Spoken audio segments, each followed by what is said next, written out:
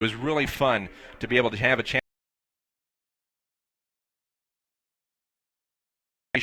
They remember the names of their host families and they stay in contact with them, and so it's cool that to see them that they started out just like everybody else, but now they're at the bigs, and yeah, it was a lot of fun. And really neat that they remember, small Billings, Montana. Absolutely. When you're talking or nationwide here, that those mega superstars that are in all-star games year in and year out, they're right here in Billings. Yeah, and of course for Votto and Bruce and for Frazier, they played at Cobb Field, and then the last three all got a chance to play at Dealer Park. But no, it was just a lot of fun to talk with them, and it's been fun to see. The first round draft pick for the Reds this year, and Tyler Stevenson, the catcher, was here. Yep. He's going to be someone to watch moving forward. So. Nice.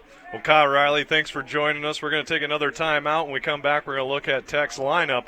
But it was a pleasure having you stop up here, my friend. I appreciate it. All right, we'll be back in 2 minutes.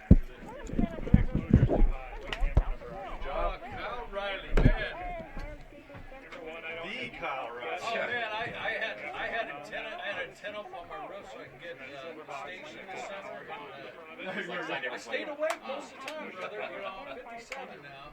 How was your pops? Let's see, 67. I was telling him we did horse racing together. What a joy that was. Thank you, Paul. Appreciate it. Jack yelled at me. Oh, just a delight. They used to do a show called Mark's Picks, and I one day went over 13. And so I was down there Sunday early getting ready, and this guy comes up to me, buddy.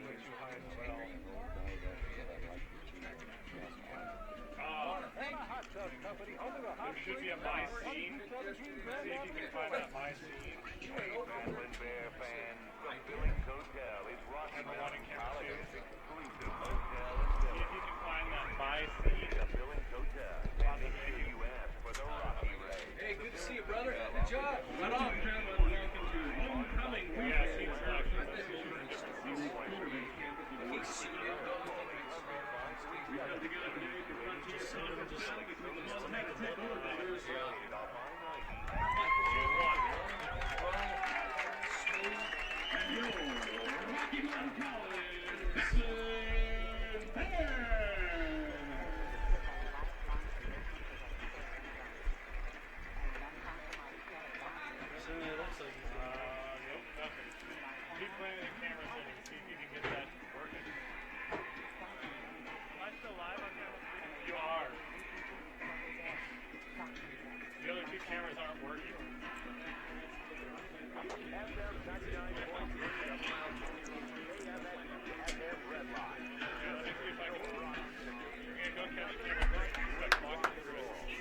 And welcome back. Here are your Montana Tech Ore Diggers starters on offense across the front line.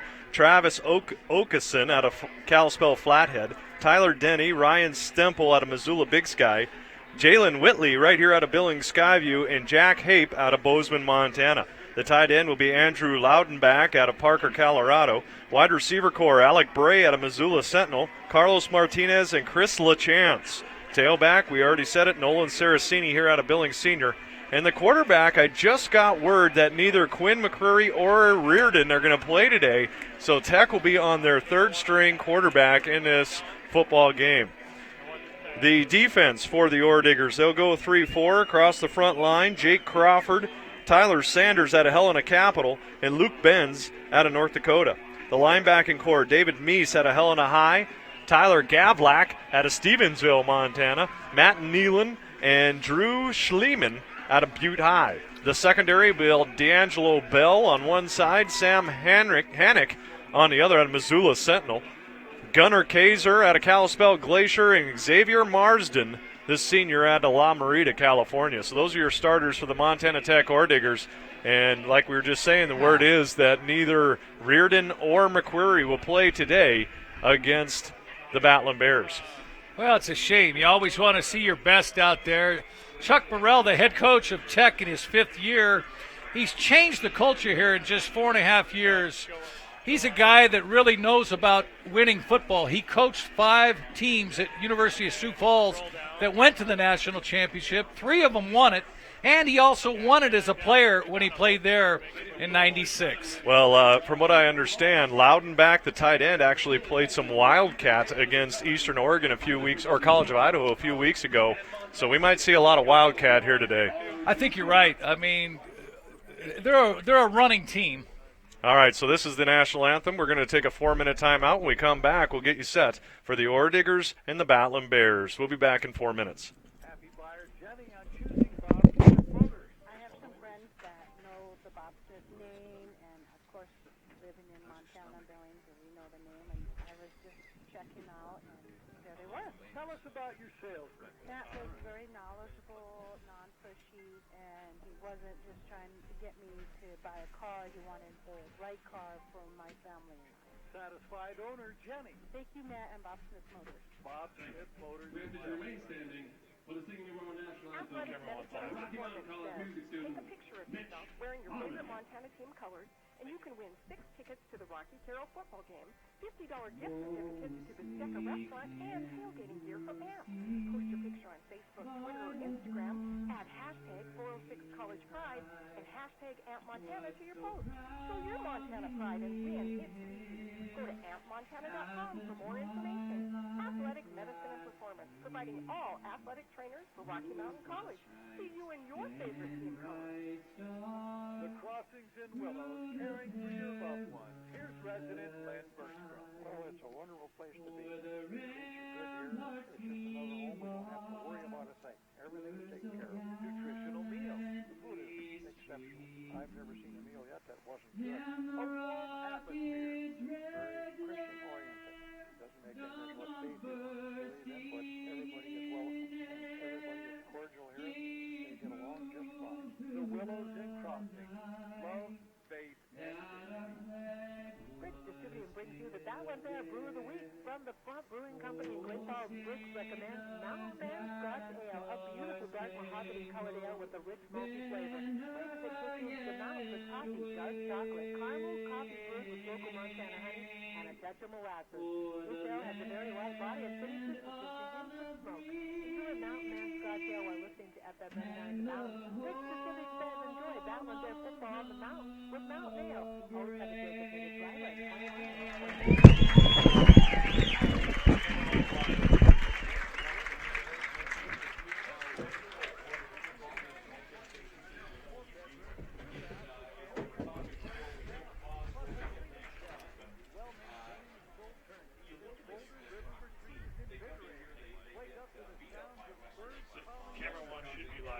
You ready to roll? You bet. So if you're not camera one, you're not going to be live. Buying a car can be a stressful thing. That's why at Underwriter Honda, we strive to put the fun back into buying that perfect car you've always wanted. We offer first-class service from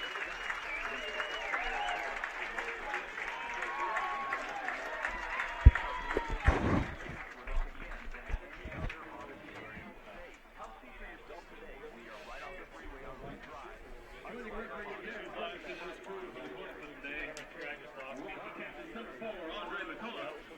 Number 5, Eric Buer. Number 6, Chase White. And number 90.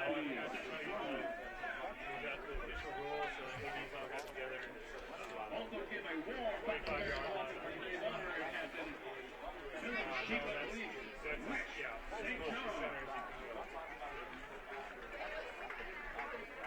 Chief St. John is a 1980 graduate of 1970. The Battling Bears, as well as a member of the RMC Athletic Staff.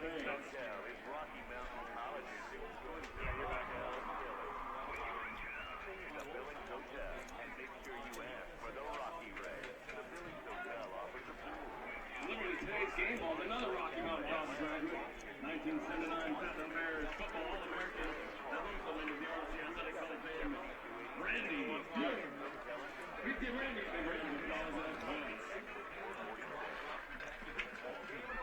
The presentation of FM 99.3 The Mountain.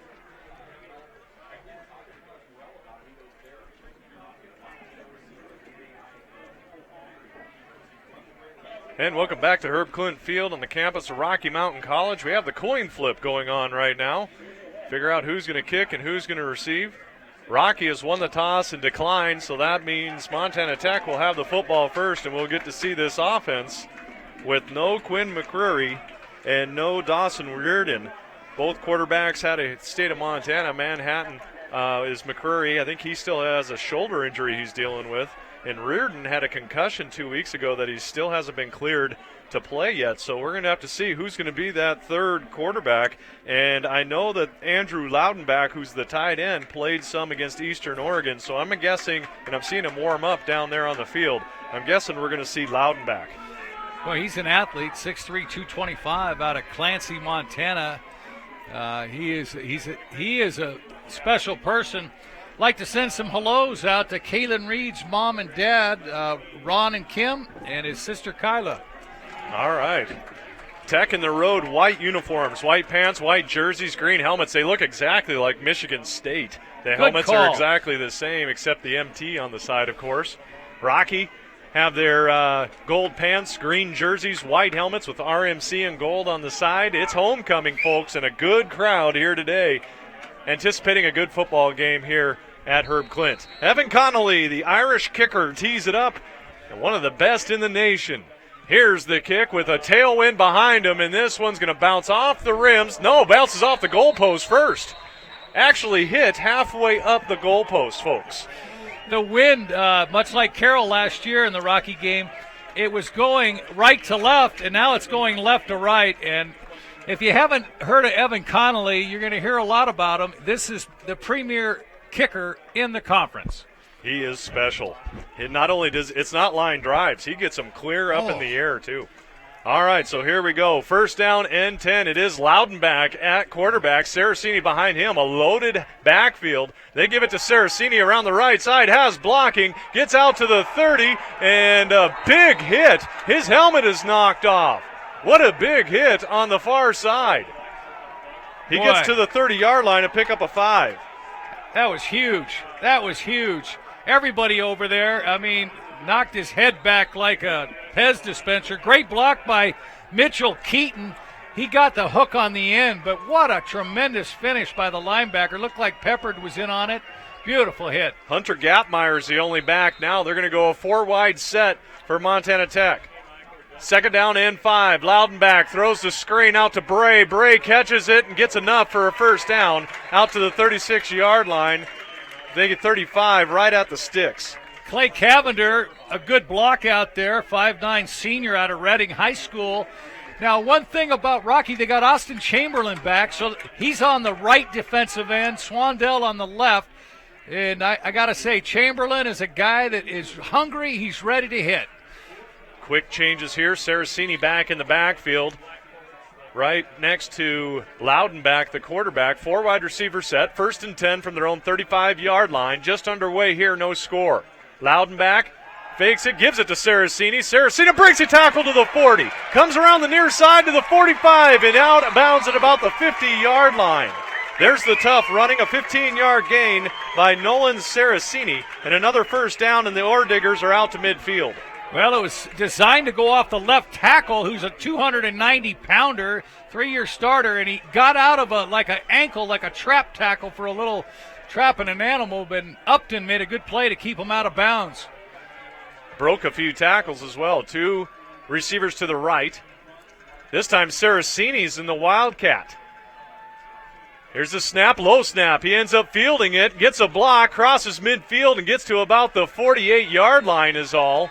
So a good job by Rocky's defense there as number 5, the strong safety, Eric Buer, comes in to clean it up. Well, Trans Oakson, a 3-year starter, 6'2", 290. They did a little misdirection. He pulled to the right. The play went to the left. And one thing about Coach Hollywell, he's taught these guys, stay home, stay in your position. Second down, we'll call it 8 from Rocky's 47-yard line.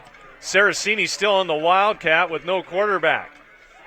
In motion comes Martinez. Give it to Martinez on the fly sweep, and right there to gobble him up is Kesson from his linebacker position, a loss of 2 yards. 6 foot, 215 out of Fullerton College in Southern California. Eric Buer shot the outside gap, too, and he turned it in, and they were trying to go to the wide side of the field. Nothing there. So now it's going to bring up the first third down of the football game. 3rd and 10 right back at midfield. As Loudenback comes in at the quarterback position again. So you're going to see some weird sets out of Montana Tech with both quarterbacks out with injuries. 3rd and 10 at midfield. Saraceni in motion to the right. Loudenback in the gun. Play action, rolling to his right, looking, has tons of time. Now he runs out of time and floats it out of bounds. And we have a flag, our first flag of the football game. And it is going to be holding on the defense. Oh, bad defense, or a bad break for Rocky's defense as they tried to leak out number 34, Zach Winfield, the other running back, and he was tackled in the backfield. Well, Winfield is about 5'11", 185, and he was going to try to get open on a swing throwback, but he was being held by the corner, and tough break for the Bears. I mean, the line judge was right there, easy call. All right, so that hold is going to advance at 10 yards down to the 40-yard line, and it's a first down. So the Battling Bears helping the Orediggers out there. So now they convert the third down via the penalty. 1st and 10 from the Battling Bears 40-yard line for the Orediggers. Cavender now the quarterback. He hands it off. Saraceni up the middle. Nolan gets out to the 45 to the 30. A 10-yard gain to the 30-yard line from the youngster from Billings Senior. Nolan Saraceni, number 33, 5'10", 195, junior from Billings Senior. We got another flag. We'll see what the flag is here. The officials are coming out now. Tight end on the left side was getting busy with his hands, but I don't think it was on him. Oh, it's a face mask penalty on Rocky Mountain College, and that's a 15-yarder. So Mark already on this drive, 25 yards worth of penalties on the Battling Bear defense. Everybody said they had to get out fast on defense and offense for Rocky. They had to come out of the chutes just charging. Let's see how their emotional stance is after 2 tough penalties. Well, now it's a 1st and 10 inside the red zone at the 15-yard line. 12 minutes to play, no score. Cavender will take it and run it to the left. Now throws, wide open, almost picked off. Holy cow, what a play by Jordan Upton. They tried to leak out the tight end, Colby Cancella, and Upton, credit him, he was open at first, came back, got a hand in the passing lane, and almost picked it off. Well, he recovered well. He read it as a run, and then he recovered, and he almost picked it off. He was falling backwards, number 21. I love this guy. He's 5'9", 175 out of Kennewick, Washington. Right on the play. Cavender is a senior wide receiver out of Redding, California, and he's playing quarterback now. Winfield back there with him. Put Saraceni in motion, hand it to Saraceni. No, Cavender keeps it. What a fake. Goes around the left side down to the 2-yard line. Pick up a 13 yards. What a fake for Clay Cavender. Well, Upton got double teamed, and it was a great hook block by the tight end. This guy could really block. Bo Pearson, 6'2", 230 out of Bakersfield College, perennial national powers. Key block, but Upton was fighting, but Gallegos came in to finish it up. Good tackle. Loudenback under center. 1st and goal from the Rocky 2. Loudenback hands it off Saraceni. Nolan trying to get in, but I don't think he will. Maybe down to the 1. Gain of 1 yard. It'll be 2nd and goal. Justin Gallegos, 6'1", 190 sophomore out of Fresno, California. Good to see him back in the lineup. I mean, he is a difference maker with his hitting. Boy, the mixed up plays here by from Montana Tech. Credit the offensive coordinator in the bye week, putting together a pretty good game plan. We got a 2nd and goal from about the 1.5. Saraceni and the Wildcat. Nolan will keep it up the middle, spins, can't get in. Rocky holds him again. Gets down to about the 1. And Cole Jelinek, who was the first guy, shot the gap from his linebacker position, wrapped him up, and then it looked like Atuafe came in. Beautiful play also by Jason Baker. So they're gang tackling, and that's what you're going to have to do with Saraceni. All right, so now you got a 3rd and goal. So a big 3rd down for Rocky's defense here, trying to hold just to 3 points for Montana Tech. And now number 34, Zach Winfield, the other running back, offset of Nolan Saraceni, who puts Cavender in motion. Saraceni will keep it around the left, cuts in. Does he get in?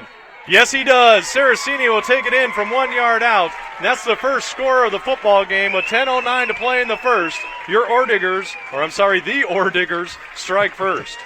Jack Hape, 6'4", 275. Ryan Stemple, he goes about 280.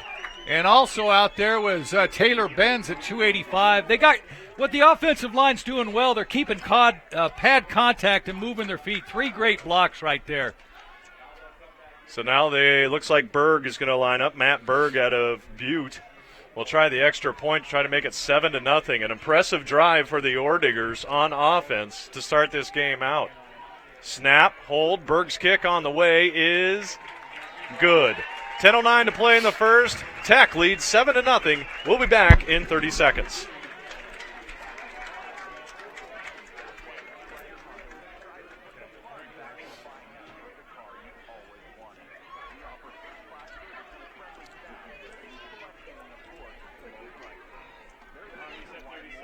Yes. I don't trust these guys.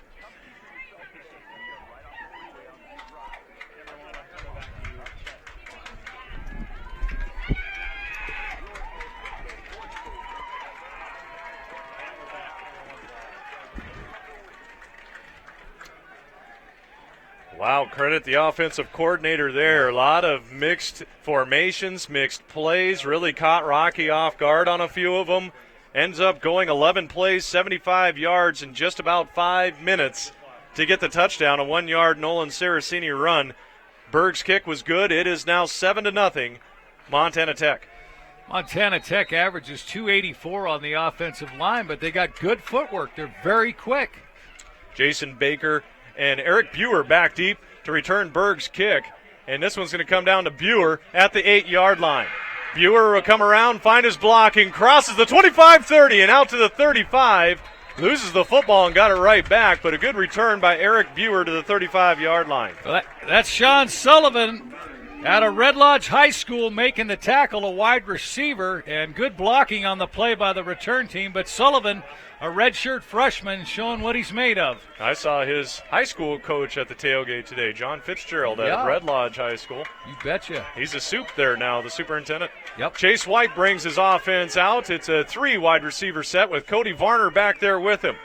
White, play action. Looking, firing deep down the middle, looking for McGee. McGee's got it at the 25-20, 15-10, makes a man miss, gets down to the 4. Huge gain to Tyrell McGee. Oh, what great protection by the offensive line. Johnston, Ware, Farnsworth, Reitler, and Walker, and throwing with the wind behind him, he threw it right on the money and over the shoulder, two-handed.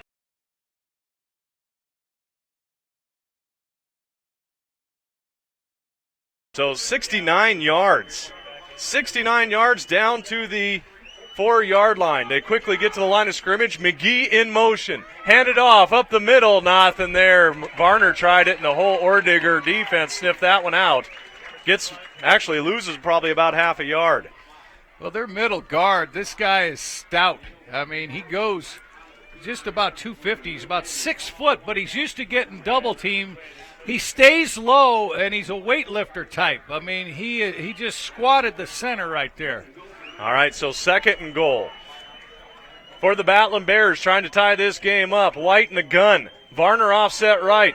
Fake it, Varner. Roll to his left. Looking end zone. Nothing there. Now throws it up, and it is caught at the 1-yard line. Now they're going to say incomplete. Boy, was that a Brett Favre type throw. He just tried to shovel pass it forward to number 43 out there, and that is Tucker Burns, the linebacker that came in. Now it's 3rd and goal from about the 5. Drew Shielman, 6'3", 225, a linebacker out of Butte. He was putting the pressure on, and White did a good job not to lose any yards. All right, so now a big play in the game. 3rd and goal. Trips far out to the left. Single to the right is Andre McCulloch. White in the gun, 3rd and goal. White back to pass. Looking, fires, end zone, touchdown Bears! Kalen Reed in the back of the end zone. And just like that, Rocky takes it down the field and scores their first touchdown on their first possession.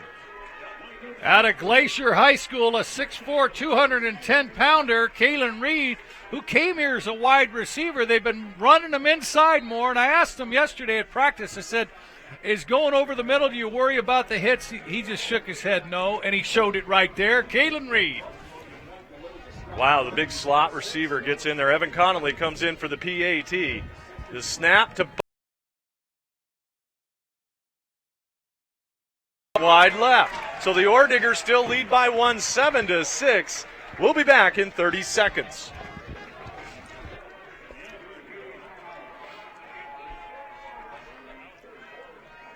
Hey, Tom.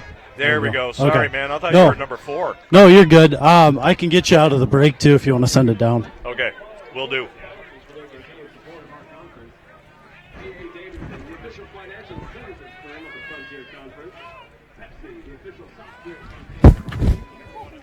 Make sure you turn it off, though, too, Jesse. Yeah, I will do. I just fell down. Okay. Oh.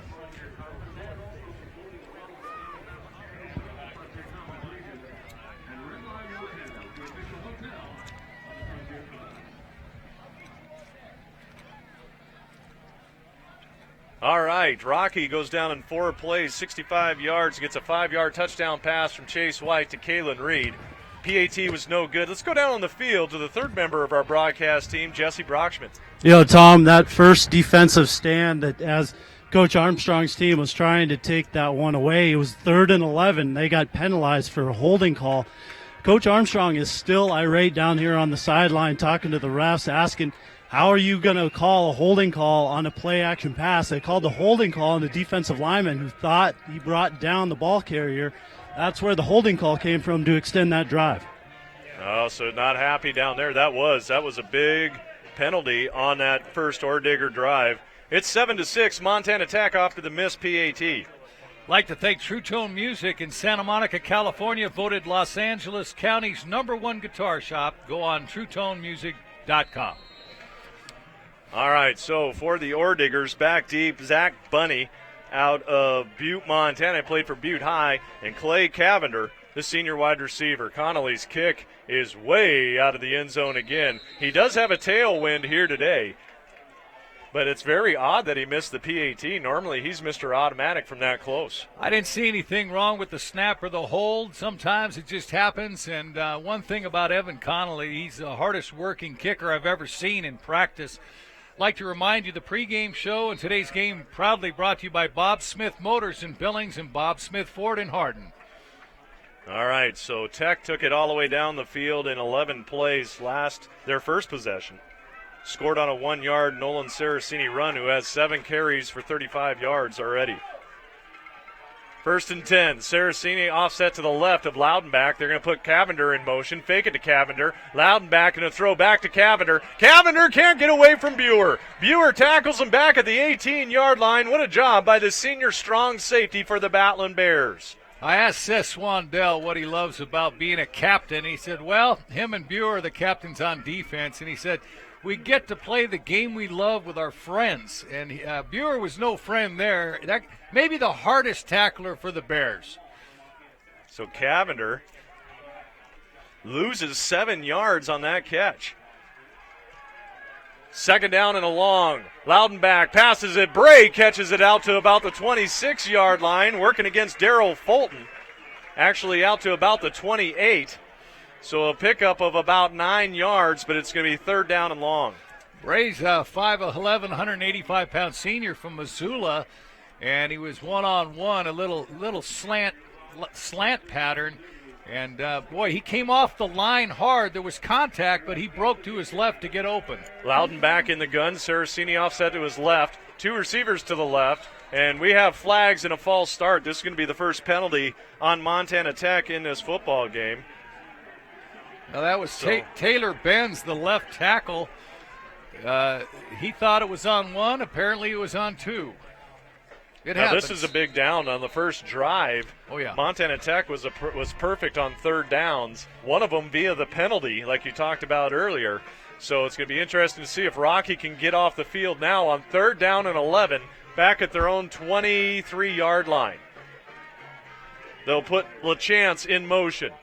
Loudenback back to pass, has time, steps up in the pocket, throws deep, looking for LaChance. LaChance has it down to the 35-yard line. What a catch. And that is a 41-yard gain. Well, great timing. Good bull rush by Brendan Johnson up the middle. He threw into the wind, and Upton was step for step. He was right there, and then the ball hung up. The ball started floating, kind of steady, just like a blimp. And he came back, and he went up high and got it. A great catch. Once again, third down killer. Cavender, loaded backfield. Handed off Saraceni. Saraceni gets wrapped up by Chamberlain in the backfield. Ends up getting a yard or two, but what a play by the right defensive end, Austin Chamberlain. Chamberlain is a guy that comes off the ball extremely low, extremely quick, but he takes a good angle. And he got there quick behind the line of scrimmage. He's about 240 pounds out of Helena. So second down and call it 8 for the Orediggers. Cavender and the Wildcat, the wide receiver. He's going to keep it around the left side. Cuts inside. Nothing there. Great job by Rocky's defense, led by Cole Jelinek, the outside linebacker, and Austin Chamberlain. And that's going to be a gain of maybe a yard or two and another third down. Jelinek, 6'3", 215. Where's number 15? Chamberlain, number 37. And they got the memo. Let's meet at the quarterback at 5:59 to go in the first quarter. So now you got a third down and 6. This has been tough for Rocky's D so far. Third down. Saraceni will get it around the right edge. Runs into his own guy and then runs into a Rocky defender. As that is number 8, Justin Gallegos, that comes in and cleans it up. And now it's fourth down after a gain of about 3 yards. If you ever want to watch form tackling, that would be the play to watch it on. Gallegos came up, squared up, got his leverage, drove right through the man, wrapped him up. One of the finest tackles you'll see or hear. All right, so now it's fourth down and call it a long 2 at Rocky's 26-yard line. They got to cross the 24 for a first down. Twins to the left. Cavender, the wide receiver, playing quarterback. Snap. Play action. Rolls to his left. He can run for it if he wants to, and he does. I think he's got enough for the first down on the dive. Gets about 3 yards, and once again, Rocky cannot get off the field. Terrence Williams and Gallegos. Williams goes 5'11", 165. He's out of Baltimore, Maryland, Dunbar High School. Gallegos had a beat on him. And, I mean, he had his scope. He had him in his sights. And it was just a finish by the quarterback to slip through sideways.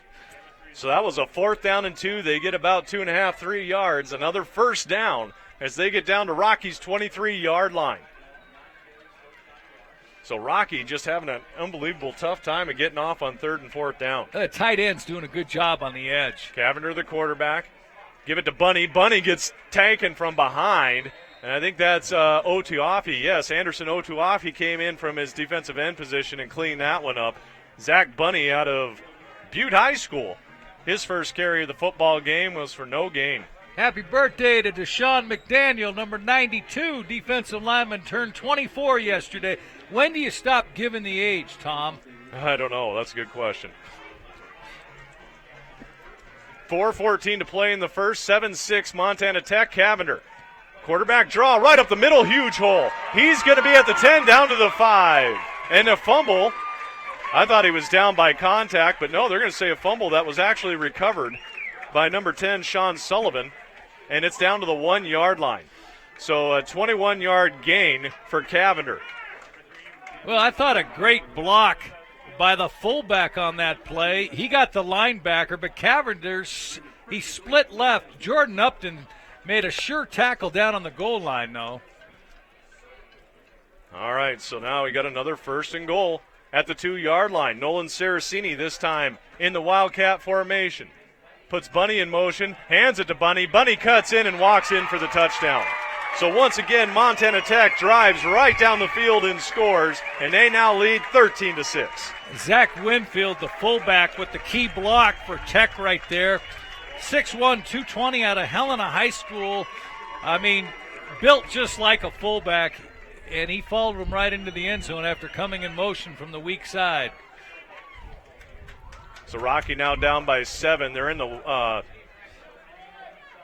swinging gate PAT, and now Berg will come back to try the extra point to make it an 8-point lead. That was another 11-play drive. Wow. Back-to-back 11-play drives for Montana Tech, and they take the lead by a touchdown right now. Let's see the snap, the hold. Berg's kick is up, and it is good. 3:41 to play in the first. The Orediggers lead 14-6. We'll be back in 30 seconds.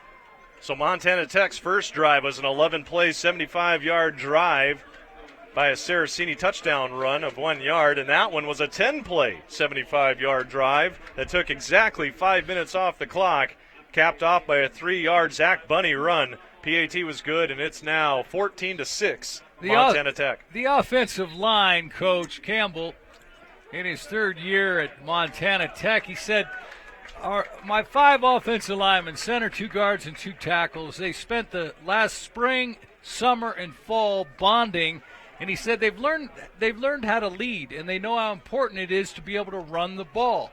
And that offensive line is winning the battle right now. They are impressive. It's going to be interesting to see if they're going to be chasing that missed extra point the rest of this football game as well. Well, that's a good point. I mean, that's a rarity for the Irishman, but I'm sure he'll get another chance. All right, so Matt Berg will tee it up for the Orediggers. Back deep is Baker and Buer for the Battling Bears, and it's an onside kick, and nobody is there. Montana Tech easily picks this one up, and they'll take over at the 46-yard line. Stole another possession, and now the defense really needs to step up. Biggest away crowd I've seen all year. A lot of Billings kids and local kids, student athletes on the Tech team, and they got a full side here. The kicker just ran up to it, then he tapped the top of the ball. The ball rolled perfectly and turned his back to the defense and just picked it up. I mean, completely fooled. That was great surprise by the Orediggers. Boy, they are just coaching-wise, I'm so impressed by this Orediggers staff. They don't have a true quarterback out there. They've had to mix and match formations and plays and catching everybody off guard, and now the special teams gets involved. 4 wide receiver set, trips to the left, and we have a timeout called by Montana Tech. They're leading 14-6 and have the ball right back on the onside kick. We're going to take a 30-second timeout. You're listening to FM 99.3 The Mountain. We'll be back in 30 seconds.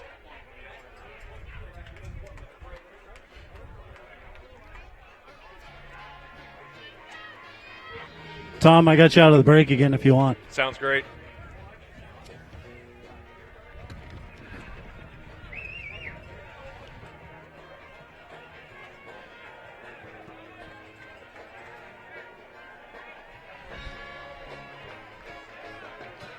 Good job. Oh, makes you sick. It's like they're not showing up. You're right. Jeez. All right, let's go down to Jesse Brockschmidt down on the field. Now we're talking about how this is a big defensive stand for Rocky. Coach Hollowell talking to his defense. They taking care of the inside. He's more worried about the outside runs right now, so we got to watch the perimeter defense for Rocky. 1st and 10, trips to the right, 1 to the left. Loudenback, the quarterback. And this is a very important possession. Loudenback gives it to Saraceni around the left side. There's all sorts of green jerseys there, and they track him down. He's going to get maybe a yard is all. But Anderson Otuafi, Jordan Upton, Will Peppard, and Cole Jelinek were all there. Jordan Upton, I mean, he ran parallel with the line of scrimmage, and he caught up with Saraceni. That'll tell you the kind of speed that DB has. 4 wide. They weren't even set, no flag. Loudenbach going to throw. Gallegos picks it off, but he can't get his feet in bounds. What a closing speed by Justin Gallegos, the free safety, and now it's going to set up a 3rd and 9. Well, it's homecoming here, and it is a packed house. And I really liked what Coach Armstrong said to his squad yesterday when they finished practice. He said, let's get focused, let's come out and be aggressive. Now, they've moved their ends out. They got Atuafi and Deshaun McDaniels. They've moved them out a little bit on the edge, a little bit more, about a yard to give them a little bit more room to operate with. 3rd and 9 from their own 47 after the surprise onside. Loudenbach for the Orediggers in the gun. Fake it. He's going to roll to his right. Sets his feet, and wide open is Winfield. Winfield on the wheel route down to the 25-20. 15-10, 5 touchdown Orediggers. 53-yard touchdown pass, Loudenbach to Zach Winfield, and the Orediggers have absolutely taken control of this football game. Those are plays they haven't run all year. That's not something you're going to see on film. It's a throwback screen, really a naked screen. There's nobody out there, and Winfield just seeps out. They send all the receivers to the right side. They flood everything going right. Then they sneak him out left. And a perfect pass, perfect run, and he's got speed. 20-6, Montana Tech. Rocky has only touched the ball once, and they scored a touchdown on that drive. This is starting to look like the game last year in Butte. Fall down early. Amen. Berg, PAT is up, and it is good. 21-6, Montana Tech, 3:10 to play in the first. We'll be back in 30 seconds.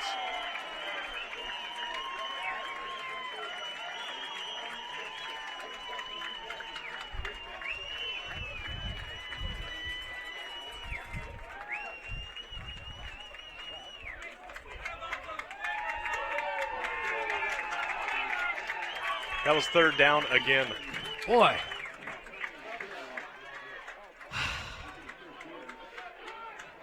5 of 6 on 3rd down.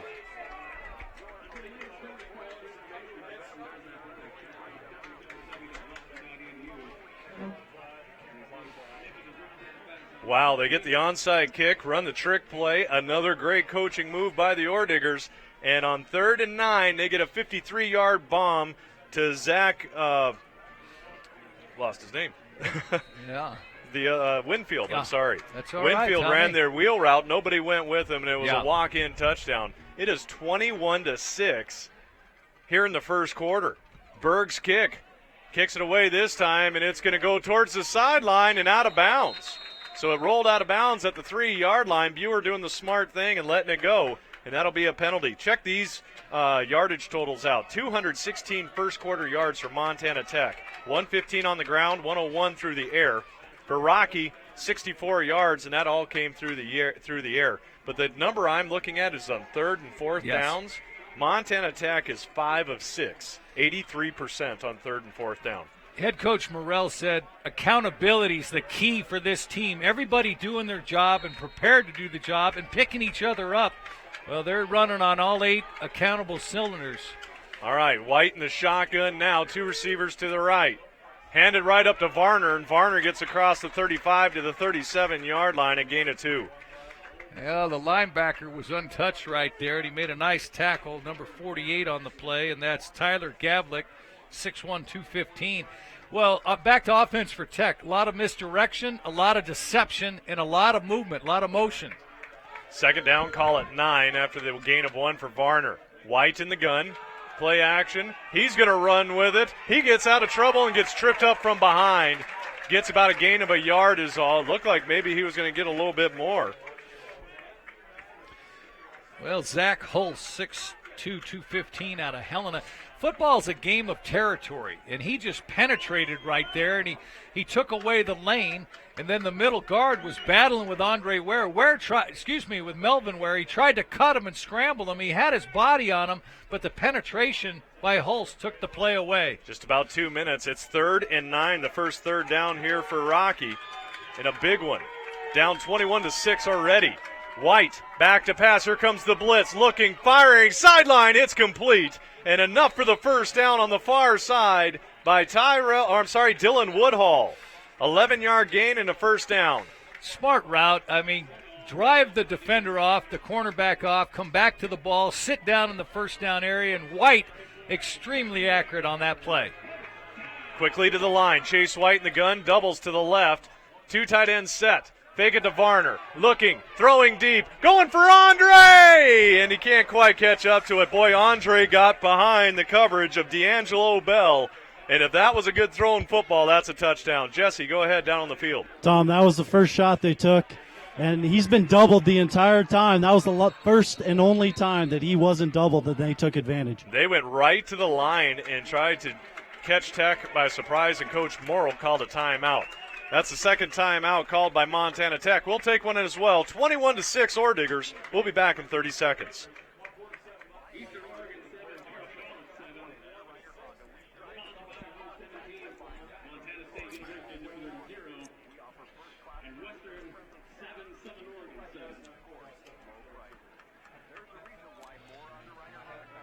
Ooh, he was open. There's opportunities. Now you see why they're going for onside kicks. And yeah. But I tell you what, they got to score here, and they got to get a stop on defense. This is ridiculous.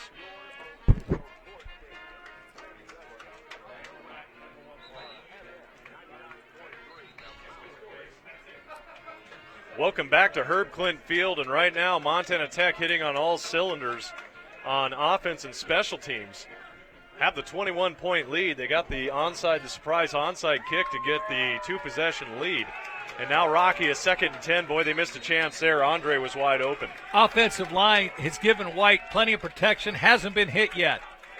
4 wide receivers set this time for White. Varner in the backfield. Here's the snap. Looking, nowhere to go with the ball. Now he's looking downfield, throws it sideline, looking for McGee, and McGee gets hit. Yes, that is pass interference, as the defensive back never turned his head, and McGee did a good job trying to come back to the football. So that'll be pass interference and probably a first down then.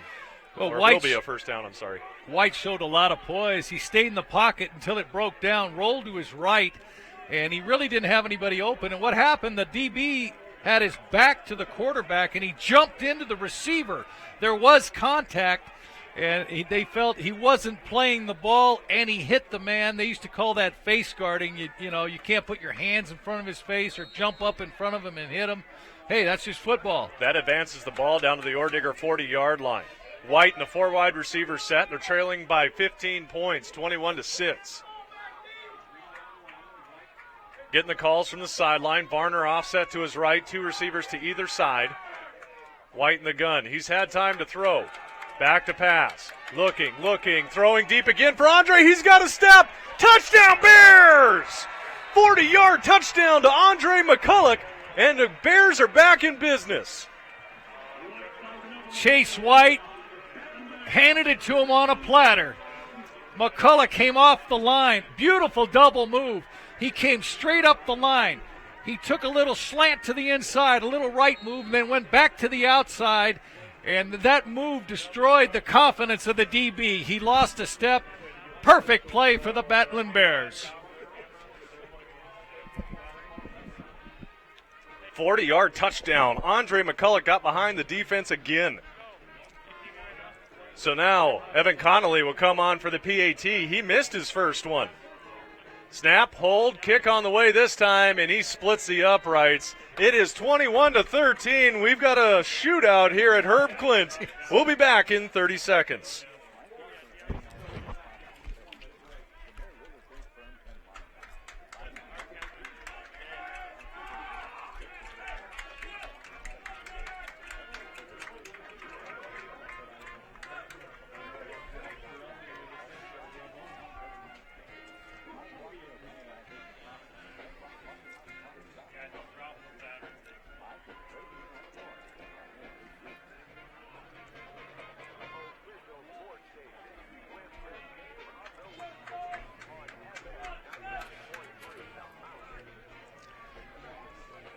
That was a 40-yard touchdown from Chase White to Andre McCulloch, and that's exactly what they needed to get back into this game. They trail 21-13. Walker, Johnston, Reitler, Ware, and Farnsworth, those are the 5 offensive linemen, and they are doing their best job I've seen all year. So now Rocky will kick it away, and Connolly boots this one, and Bunny looks at it go over his head and into the end zone. 21-13 now is our score, and we have a flag. I believe Rocky may have been offsides on the kickoff, so we'll see what the flag is about. They were aided by that one 15-yard pass interference call as well on Montana Tech. Yeah, it was a good call. On that last drive. You got to play the ball. Like to welcome a new corporate sponsor to the Rocky family, Q2, KTVQ, your news leader. And on October 28th, the Q2 Classic, Scott Breen will be on the play-by-play, their sports anchor, and we hope you'll tune it in and listen to Scott Breen do his thing. I worked with Scott last year, called the MSUB Rocky game. Boy, you guys did a good job. At Alterowitz. Scott's a great person. It's fun to work with. And Casey Conlon's going to make his debut in November. He's going to do the second game at MSU Billings. So thanks to Q2 for being a brand-new Rocky corporate sponsor. All right, so that was offsides on the kickoff. They've just moved to head 5, so they start from the 30. Cavender will hand it off, and right in the backfield immediately is Billy Williams. Throws him for a huge loss as they tried to get Zach Winfield going in the backfield. Loss of 4 yards. Billy Williams has got he's a redshirt freshman, and he's got the ability like a spring to explode right at impact. And Winfield's coming out. He got hit hard. He's taking his helmet off, got up a little slow. Billy Williams, that guy's going to be around. So 2nd down and 14 back at their own 25. Trips to the right, 1 to the left. Loudenbach's going to throw. Has time, steps up, rolls to his right. Chased by Brendan Johnson. Gets it away and throws it out of bounds. Brendan Johnson was all over him as he rolled out to his right. Brendan Johnson won the Landon Smith Spirit Award for his play last year at Dillon. And I mean, he shed his blocker and just started sprinting. It was just a matter of could he get the ball off without getting tackled. Well, he got tackled anyways. This may be the play of the first quarter. Can they get off the field on 3rd down? They have not done it yet in this game. 3rd and 14. Ball back at their own 25-yard line, maybe 25 and a half. Loudenbach in the gun. Saraceni offset to the right. Back to pass. Has time. Steps up. Now decides to run. And does he get it there? No. He gets out to the 35. A pickup of 10 yards for Andrew Loudenbach. And that is going to be 4th down. And I think we may see our first punt of this football game. But I'm not going to count on it yet. Honestly, Tech can wait until the end of the quarter. The game clock says 22. And the play clock says 23. So they can let this roll out. Eastern beat Tech 33-21. Tech beat Carroll 19-10. Rocky beat Eastern 36, or beat them by whatever by 1 point. I mean, Western lost to Carroll. Southern Oregon was losing to Tech at halftime. I mean, it's on in the Frontier Conference. That's the end of the first quarter. Montana Tech leads 21-13. We'll be back in 1 minute.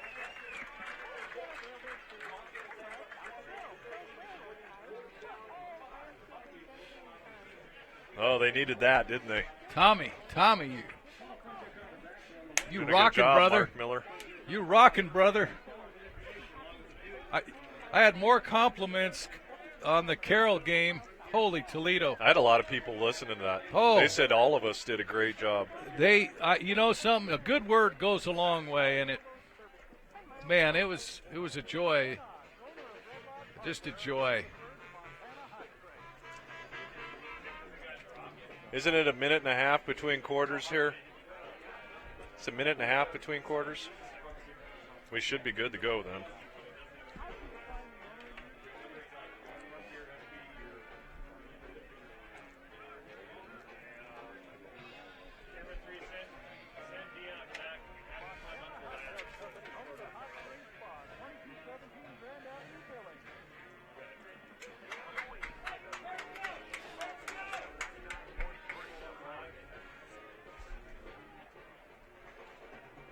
All right, Rocky finally gets a 3rd down where they get off the field. We think it's 4th down and 5. Ball back at their own 35 for Montana Tech. We haven't seen a punt yet in this football game. It's 21-13. Montana Tech with the lead. Dylan Woodhull is in to return this punt, and he is down at the 15-yard line. Slayton Long to punt this one. Bad snap, and he's tackled back at the 10-yard line. I'm sorry, the 20-yard line. Eric Buer came in and knocked down the punter, and that's where Rocky's going to take over. They're in business. A high snap. The punter went up with one hand, pulled it down, but then he stumbled. You give Eric Buer's like a raccoon going through your garbage. I mean, he'll take the lid off, he'll clean it out, put the lid back. He's there before you even know it. And Buer and Austin Chamberlain got him. What a break for the Bears. Battling Bears will take over at the 20-yard line. It was a bad snap, and before he could get up and actually punt it, Buer brought him down. White, two receivers to the right, Andre to the left. Give it to Jade Olson. Jade going around the right side, and Jade gets caught in a loss of 5 yards. Big play there by number 46, David Meese, the linebacker at a Helena High. Well, that's the first All-American that Coach Morrell has had here. Second-team All-American last year. He led the team with tackles for losses last year. Really, they are really bracketing Andre McCullough. But I'm impressed with Dylan Johnston. He is moving his feet well. They go 5 wide now. Chase White by himself in the backfield. And we have a stoppage of play. Montana Tech will take their final timeout with 14:21 to go in the half. You're listening to the FM 99.3 The Mountain. We'll be back in 30 seconds. Oh, I'm struggling, Miller. No, you're not, man. You're a father, like you're I've a been husband, you're a broadcaster, you're a coach, you're a former player. Hey, you're wearing all the hats, baby. You're wearing all the hats. I'm just glad Ritterot's alive. Jeez, I went to the hospital yesterday. Scared. Scary. Oh, there he is. Jeez.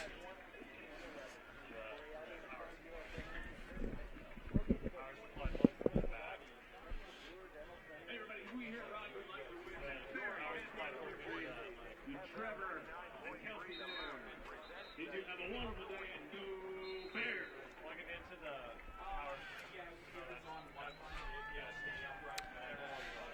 21-13, Montana Tech with the lead. They had the surprise onside kick in that first quarter to get them the extra possession, but now Rocky tackled the punter before he could punt it away, and they have it at the 24-yard line. 4-yard loss on that Jade Olson run.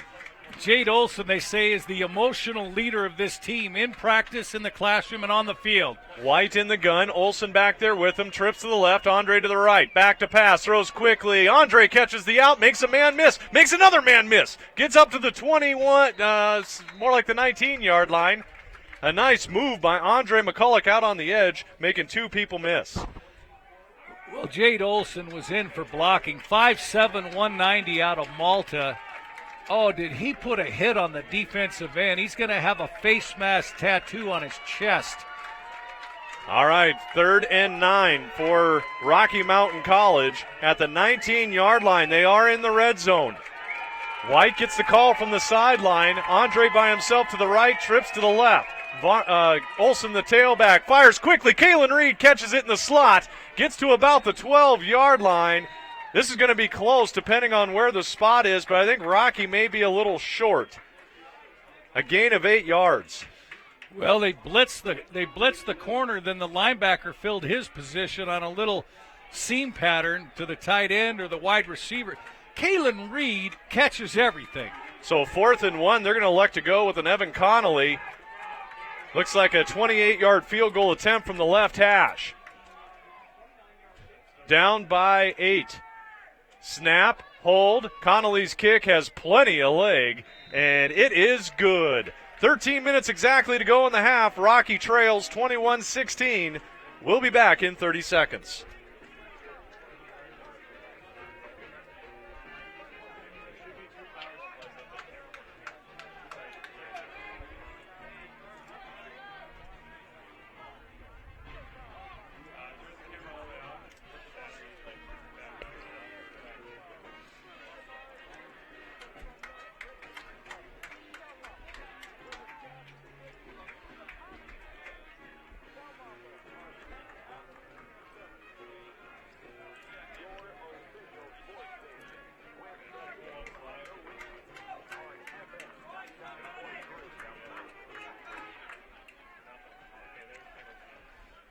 So Rocky tackles the punter back at the 20-yard line. They get it and move it ahead just 9 yards and elect for the 28-yard field goal by Evan Connolly, and it's 21-16 now.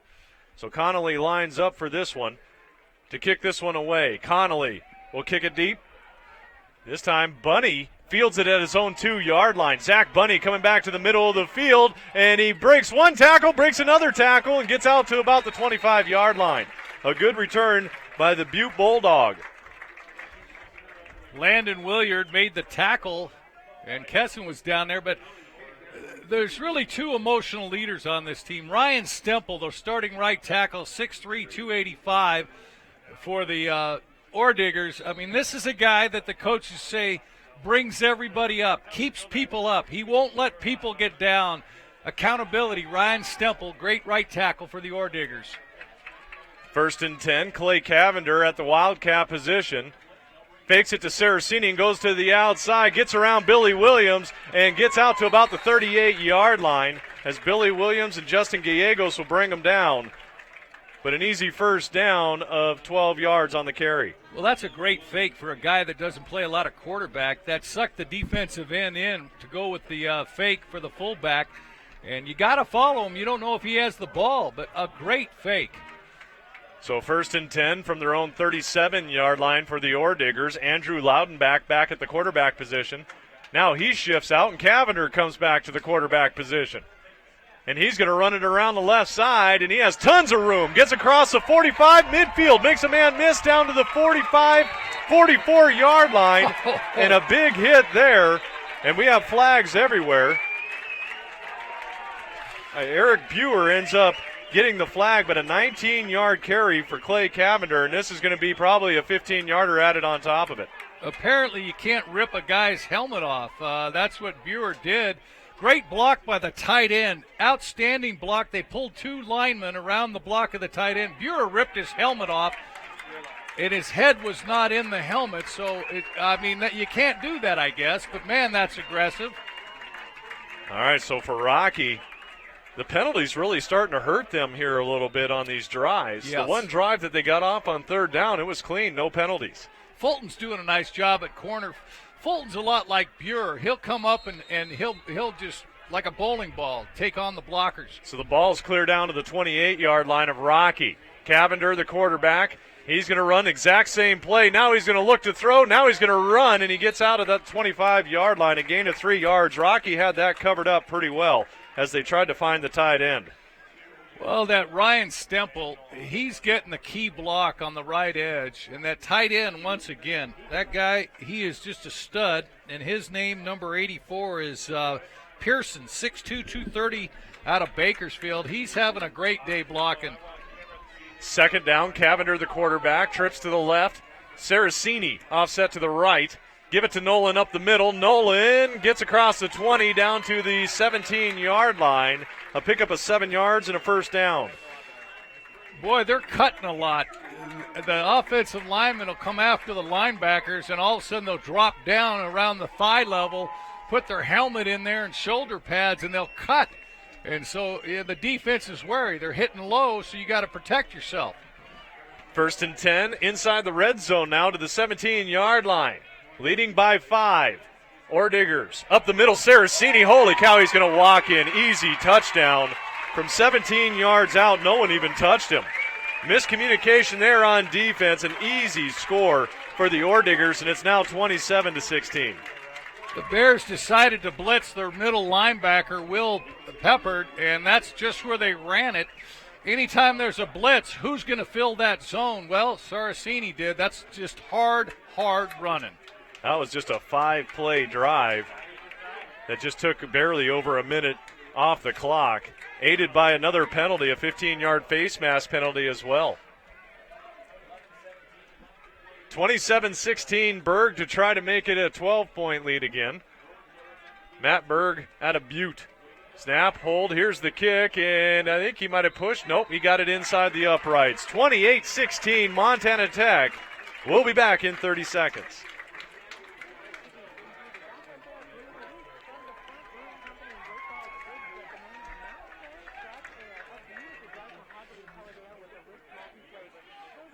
into the mountains with chocolate, dark chocolate. Just ripped his helmet off.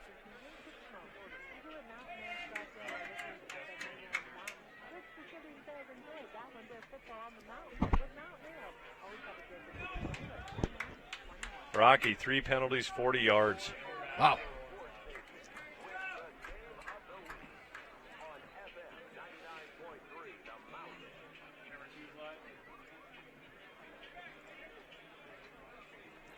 And welcome back. Montana Tech goes on a 5-play, 75-yard drive, aided by a 15-yard personal foul penalty. And just over a minute 36 seconds off the clock, Nolan Saraceni walked in from 17 yards out, and the PAT was good, so now we stand at 28-16. And Rocky's defense, save of one possession, has really been helpless on defense. Well, once again, when you make football, you hit. It's about hitting. But a lot of times offensive linemen hit and bounce off the defender, but they're holding it. Hey, we'd like to thank Montana Hot Springs Spas, 2217 grand, make every day better. Hey, get on in there and get yourself a hot tub. So Baker and Buer back deep, the killer bees for Rocky Mountain College. Maybe he's got a and carry. We have a stoppage. What's the stoppage of play for? Everybody was lined up, ready to kick this one away, and now the officials are coming together on the field. 28-16 is our score. Montana Tech has just been on fire offensively, and they don't have their first-string quarterback or their second-string quarterback. They've been running Wildcat with Cavender, a wide receiver, and Loudonback, a tight end at quarterback position in the run game. Nolan Saraceni and Cavender have just been carving up this defense. Well, it's almost like Sandlot. They're having fun. Their body language is saying, we are having fun. All right, ready to kick this one away. The number 17th ranked team in the nation is Montana Tech, kicking it away to the Battling Bears, and Baker's going to watch this one go to the back of the end zone, and Rocky will take over from their own 25-yard line. Well, Chase White has had plenty of time now. Really, the defense is rushing 4 and dropping 7 every time, and Rocky's keeping them back in a lot of times, like Jade Olson. But Jade Olson and Cody Varner, the last 2 games against Carroll and Eastern Oregon, those guys have pounded the football. So they're in a pass defense. Let's see what the Bears do here. 1st and 10 from their own 25-yard line, now trailing by 12 at home on homecoming 2015. 4 wide receivers set. Dylan Woodhall and Andre McCulloch off to the left. Chase White in a shotgun with Jade Olson.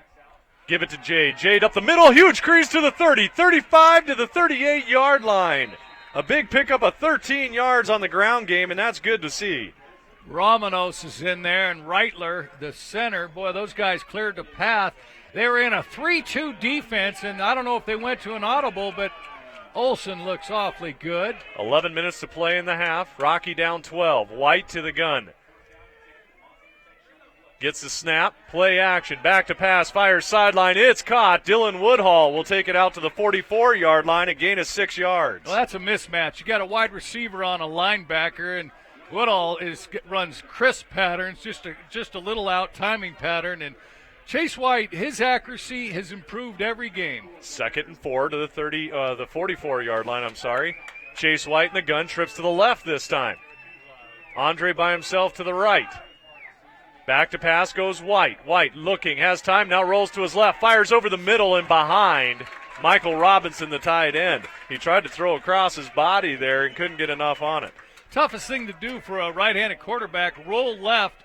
If your feet aren't set, it's a tough throw, but Robinson worked hard over the middle, going the opposite direction. He was open, and Robinson is very valuable. So now you got a 3rd and 4 from your 44-yard line, down by 12 with 10:31 to play in the half. Someone's got to get on the line on this near side. Get on the line, somebody on this side. They still don't have anyone on. Do you see that? Oh, I see it. They're looking to the sideline for the call, and both Woodhall and Andre are off the line. There goes Andre. Okay, thank you. He heard you. 3rd and 4. White back to pass, looking, hits, fires, still caught. Michael Robinson, what a catch on the far side to the 40-yard line. Wow, what a huge catch. 16-yard gain on 3rd down. First time White's taken a lick. That was Meese, the 230-pound All-American who drilled White, the quarterback. And White, I mean, he's like He's like Bart Starr. He just jumps up, he gets up, and just goes back to work. He is tough. 1st and 10 down to the 40-yard line. 10 minutes to play in the first half. White in the gun. Gets the snap. Hands it off. Frank Brown will get out to the 35-yard line. That's the first carry for him in this football game. Frank Brown out of Antelope Valley. I mean, he's been nursing a left knee. He's been doing everything he can to get on the field for his senior year. And what a great attitude. A guy that's been injured, he just wants to play, and he's in pain. 2nd down and 6 now for the Battling Bears. Down to the 35-yard line. White in the gun. Give it to Brown again. Frank will go up the middle, and Frank will push the pile. Looks like a scrum in rugby. Down to about the 31-yard line, a gain of 4. So that's going to set up now a 3rd down and short, 3rd down and 2. Boy, Farnsworth's getting off the ball, the right tackle. Really like Romanos and Reitler and Johnston and Walker, too. But one thing about Brown, he gets to the hole quickly, and he gets his pads down low, always going forward. Heavy set now, 3rd and a long 1. White under center. Fumbles the football, and who has it? Fumbles the snap. You know, you're talking about someone that's in the gun almost all game long. Goes under center, fumbles it. And does Rocky have it?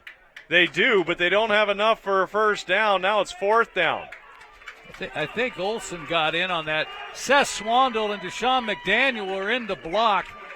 And, I mean, they really got after it. You're right. That's a good point when you're not used to being under center. So it's no gain. Chase White covered up his own fumble. 4th and 1. White in the gun this time. Looks to the sideline for the call. This is a big call in this first half, trailing by 12, 28-16 to Montana Tech. Tech runs on a late defender. Chase White in the gun, 4th and 1. White handed off Frank Brown. Frank Brown pushes the pile and has enough for the 1st down. Gets down to the 29-yard line, a gain of 2 and a 1st down. That was huge. Frank Brown running over Dylan Johnston, who started every game last year and this year, number 54, true leader out there. You know, the thing about Frank Brown is he holds on to the ball, too. You cover it with both hands, tuck it in, point on point, and Bakken's in now. Jacob Bakken, the more mobile quarterback of the two, comes in. 1st and 10 at the 29-yard line of Montana Tech. Bakken, hands off.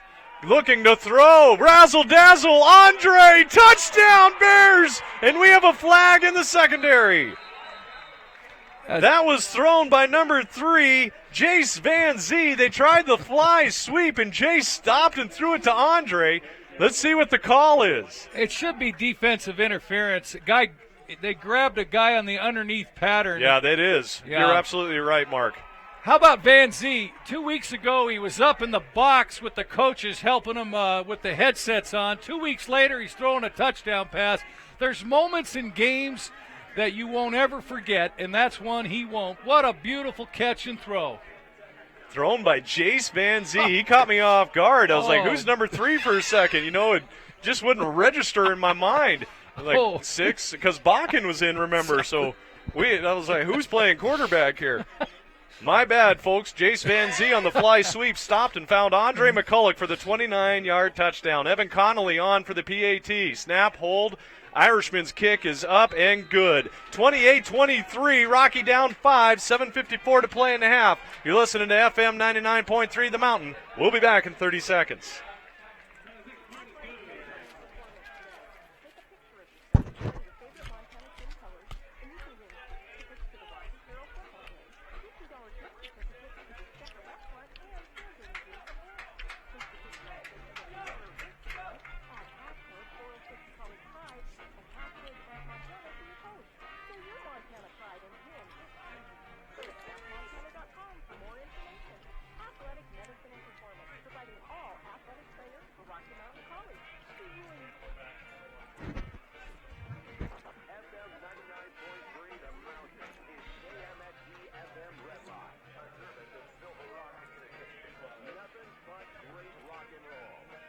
All right. Razzle dazzle, little end around to Jace Van Zee. Jace stopped and then fired to Andre McCulloch for 29 yards in the touchdown. Rocky now trails by 5, 28-23. really a well-designed play, and he's not real tall in the offensive line. He was hiding behind him there. Like to thank Sonny Todd Real Estate, Underwriter Motors, of course, the Willows, and a brand new sponsor coming on, Rocky Mountain Market, bringing you Rocky Mountain football. Oh, man, they really tricked me on that one. I was trying to figure out who had the ball and who's stopping to throw the football. It was Jace Van Zee. Jace hasn't been in for quite a few weeks. Did he play at Eastern Oregon? Do you remember? I don't think he did, and he wasn't in. I think he played in the first game against Dickinson State and really hasn't been in since. No, he's been banged up, and the old song, anything you can do, I can do better. I mean, there's been a lot of trickery. There's been misdirection. There's been deception. There's been onside kicks. Buer ripped a guy's helmet off. I mean, this game's got all the flavor and the biggest crowd of the year here at homecoming. And it kind of almost has a playoff feel. Yes. As big of a game this is in the Frontier Conference against a nationally ranked team that's down to their third-string quarterback. Connolly's going to kick this one away. Bunny is back in the end zone, and he's going to kneel on this one. 7:54 to play in the half. Rocky trails by 5, 28-23. Yeah, this is a packed house on both sides. Really good to be here. Thanks to Briggs Distributing. At halftime, we're going to listen and hear from the wine sales manager. He's been there 4 years at Briggs. We hope you enjoy that. Jesse down on the sideline. That little razzle-dazzle play was right in front of you. And his mic's not working down there for some reason. Yeah, Tom, There they're finding creative ways to get Andre open, and that was a good play for him. Cavender throws the bubble screen in and out of the hands of Sean Sullivan, the youngster out of Red Lodge. He can't bring it in. It'll be 2nd down and 10. Yeah, that sometimes in games like this, Tech's doing it, now Rocky's doing it. You've got to be creative to get some points on the board, especially to keep up the way this one's going. Yeah, you're trying to do something they haven't seen, and Rocky hasn't seen that. Jason Baker, very physical corner. So is Terrence Williams. They're playing bump and run. I love it. 2nd down and 10 from their own 25. Handed off Saraceni. Saraceni a big hole and gets out to the 32-yard line. A pickup of 7 yards. And he's been a load here in this first half for Nolan Saraceni now. He has 12 carries, 71 yards, and 2 touchdowns. Talking with Mike Van Diest, the head coach at Carroll, about Saraceni, who had 10 rushes for 104 yards against Carroll when Tech beat them. He said he's just a gamer. He's a guy that doesn't lose yards or the ball. All right, so Battling Bears on defense now. Faces another 3rd down, a 3rd and a long 3. And what happened there? Holy cow. It looked like a false start. Probably only half the team ran for the Orediggers, but credit Rocky, nobody went with a fake. I think it's going to be 4th down. Well, I was fully expecting to hear a whistle or a flag because most of the Orediggers didn't move. Well, Logan Beck, the quarterback or the tight end type, he starts walking toward the sideline with his hands out like, what should we do? What should we do? Yeah. Another little deception, a mirage. Wow, they fooled me. Boy, I got to start watching tape here. I'm not doing a good job with this. Here's the punt. Woodhall catches it at his own 20, makes a man miss to the 30, 35, 40. Woodhall down to midfield. Woodhall to the 45-yard line. Dylan Woodhall. Big return, gets it into Tech territory to the 45-yard line. And Whitley out of Billings made the tackle. What a great block by Baker. And he once he got through the first wall of defense, he shifted into another gear. It was automatic, didn't need the clutch. Like to thank everybody for tuning in today, especially on MontanaSportscast.com, and we're glad to see Bob Ritterott doing well. Brought to you by Bob Smith Motors. Yeah, yep. Bob put on quite the spread today for our tailgate. Woo! Hot wings. Woo! I mean hot. 1st and 10. In Tech territory. White, play action. He's going to throw. Fires over the middle. Kalen Reed's got it down to the 30-yard line. Boy, what guts that took as he stepped right into the blitzer and fired a 15-yard strike over the middle to Kalen Reed. Well, that's Benz coming in. Benz goes about 245, leveled White, but Reed on a crossing pattern, he kind of lulled him into sleep, then he sped up and got open. White First down and 10 at the 30 of Montana Tech. Handed off Brown. Brown around the right side. Brown's not going to get much. Maybe a yard is all for Frank Brown in his first action in quite a while. The big back. I think he stands 6 foot 215 out of Ridgecrest, California, and like you said, the senior. D'Angelo Bell on the tackle, 5'9", 170, and they say the best tackling DB on the team. All right, so now you got a second down and 9, so just inside the 30 of Montana Tech. White by himself in a 5 wide receiver set. This is how they scored on that 2-play try at Eastern Oregon. Exactly, the same exact formation. All right, White back to pass, rolls to his right. Here's a quick screen to Rod Wolffield, and Rod is going to get thrown back to the 30-yard line, a loss of 1 yard. As they read that quick screen, and now it's a third down and 10. Well, what they're happy about, the coaching staff, about the defense, is they're relentless. They run everywhere, but they read well. They respond well to everything. They're intelligent. So now you got a third and 10 from the 30. 4:50 to play in the half. Rocky down by 5. They make a couple adjustments. Still 10 seconds to go on the play clock.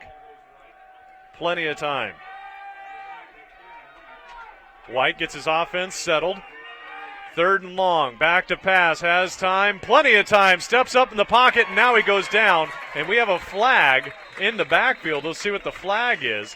He was sacked back to the 32-yard line, a loss of 2 yards.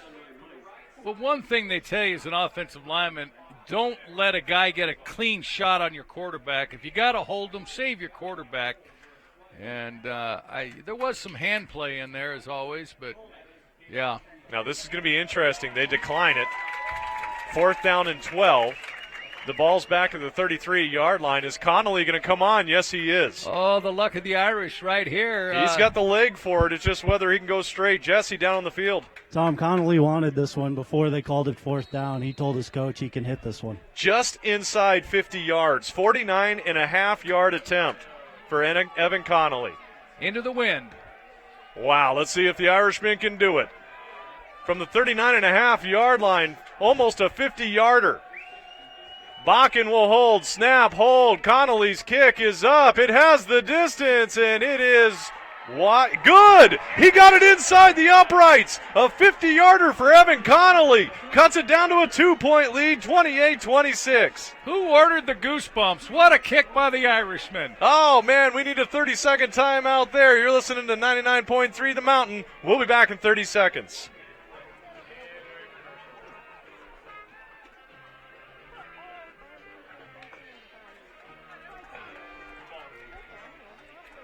What a game.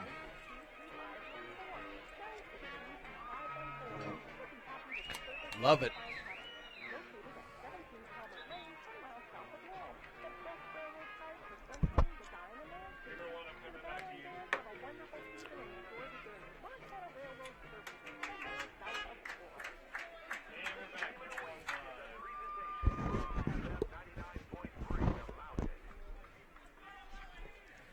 Wow, you don't see a 50-yard field goal too often, and Evan Connolly made that one into the wind.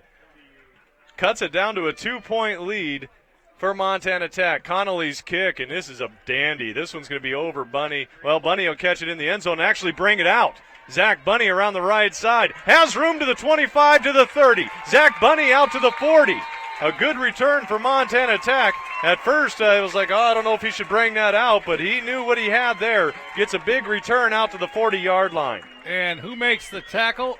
The guy that just made the field goal. Evan Connolly got his nose in there. I mean, he knocked him out of bounds. He made a great effort to get his helmet in there, and he's credited with knocking him out of bounds. All right. So Tech will take over at their own 40. Saraceni right up the middle. Saraceni to midfield. Nolan out to the 45-yard line. A pickup of about 17 yards on first down for Nolan Saraceni. Well, one thing about this offensive line, you look at Ryan Stemple. He's just a leader, great competitor, 6'3", 290 junior out of Missoula. And the center's doing a great job, too. He's going one-on-one with the middle guard. All right, Tech, first down and 10. give it up the middle to the big running back, Zach Winfield. He loses the football, but I think they're going to say forward progress was stopped at first, as Rocky actually came away with the football. Well, Brendan Johnson, the middle guard, he got off the ball, and he swam, a little swim technique over the center, and then that opened everything up. So the penetration by the middle guard really made it for a good defensive stop.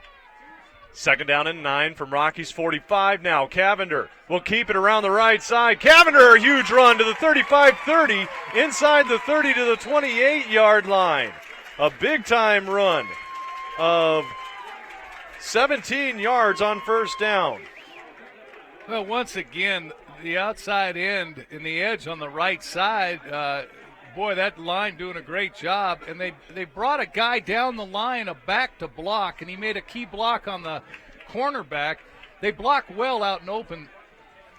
All right, 1st and 10 now at Rocky's 28. 4-receiver set. Loudenback, the quarterback.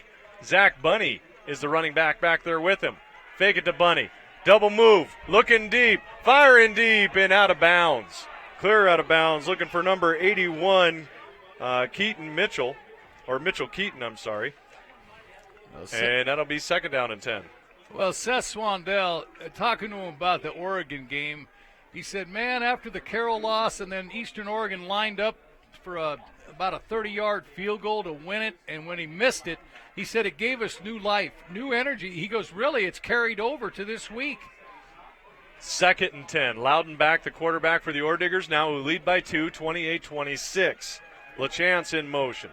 Loudenback, back to pass. Here comes the pressure, and down he goes. Deshaun McDaniel sacks him back at the 35-yard line, a loss of 8 yards, and it'll be a big 3rd down. Well, that's his birthday present right there. A bull rush. Put his hands on the offensive lineman, threw him out of the way, and then just bear hugged the quarterback to the ground. Big Deshaun McDaniel. He stands 6'2", 275, playing the left defensive end position right now, and that pocket crumbled in a hurry. So now you got a 3rd down and about 16. Loudenback rolls to his left, looking, firing, sideline. Bray's got it at the 20. To the 19-yard line. Does he have enough for a 1st down? It is very close. Very close. Well, Fulton was right on him, and he put a good move. He drove Fulton back, and Fulton didn't retreat too much, the cornerback. And the corner, you can't play it much better, but it was a perfect pass. He was short by a yard. Big play in this first half. 28-26 Orediggers. They're at the 19.5-yard line inside the red zone. 4th down. Nolan Saracini is going to play the Wildcat. Rocky down 2. Saracini will take it right up the middle, and he has enough for the 1st down. He only needed a half yard and got down to the 15-yard line, a gain of 4. Boy, Travis Okeson, a 3-year starter, 6'2", 290 out of Flathead. I mean, that guy number 71, and then they had a lead back, and they had the lineman, and both those guys, great blocks. So now 1st and 10 at Rocky's 16-yard line. Cavender, the quarterback. Saracini right up the middle. Nolan Saracini down to the 3-yard line. Pick up a 13 yards. Another 1st and goal. Saracini, I mean, he's hard to tackle. His legs are huge. It looks like a fire hydrant with a helmet on. So now 1st and goal with a 2-point lead at the 4-yard line. Cavender hands it off Saracini. Saracini down to the goal line, and he is in. Touchdown Montana Tech with 1:05 to play in the half. They'll extend their lead now to 9 points to 34-26.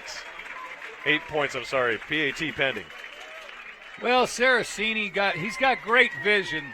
There was a hole there, but he had to kind of swerve to his left. He did get hit, but hard to bring down at the goal line like that, not to be denied. 9-play drive capped off by the 4-yard Nolan Saracini run. We've been saying that a lot today. Oh, man, he's fast. He is a joy to watch, really, a beautiful runner. So the big return by Zach Bunny turns into a touchdown for Montana Tech when Rocky got to within 2. PAT is up, and the PAT is good. 35-26 is our score. 9-point lead for the Ore Diggers. We'll be back in 30 seconds.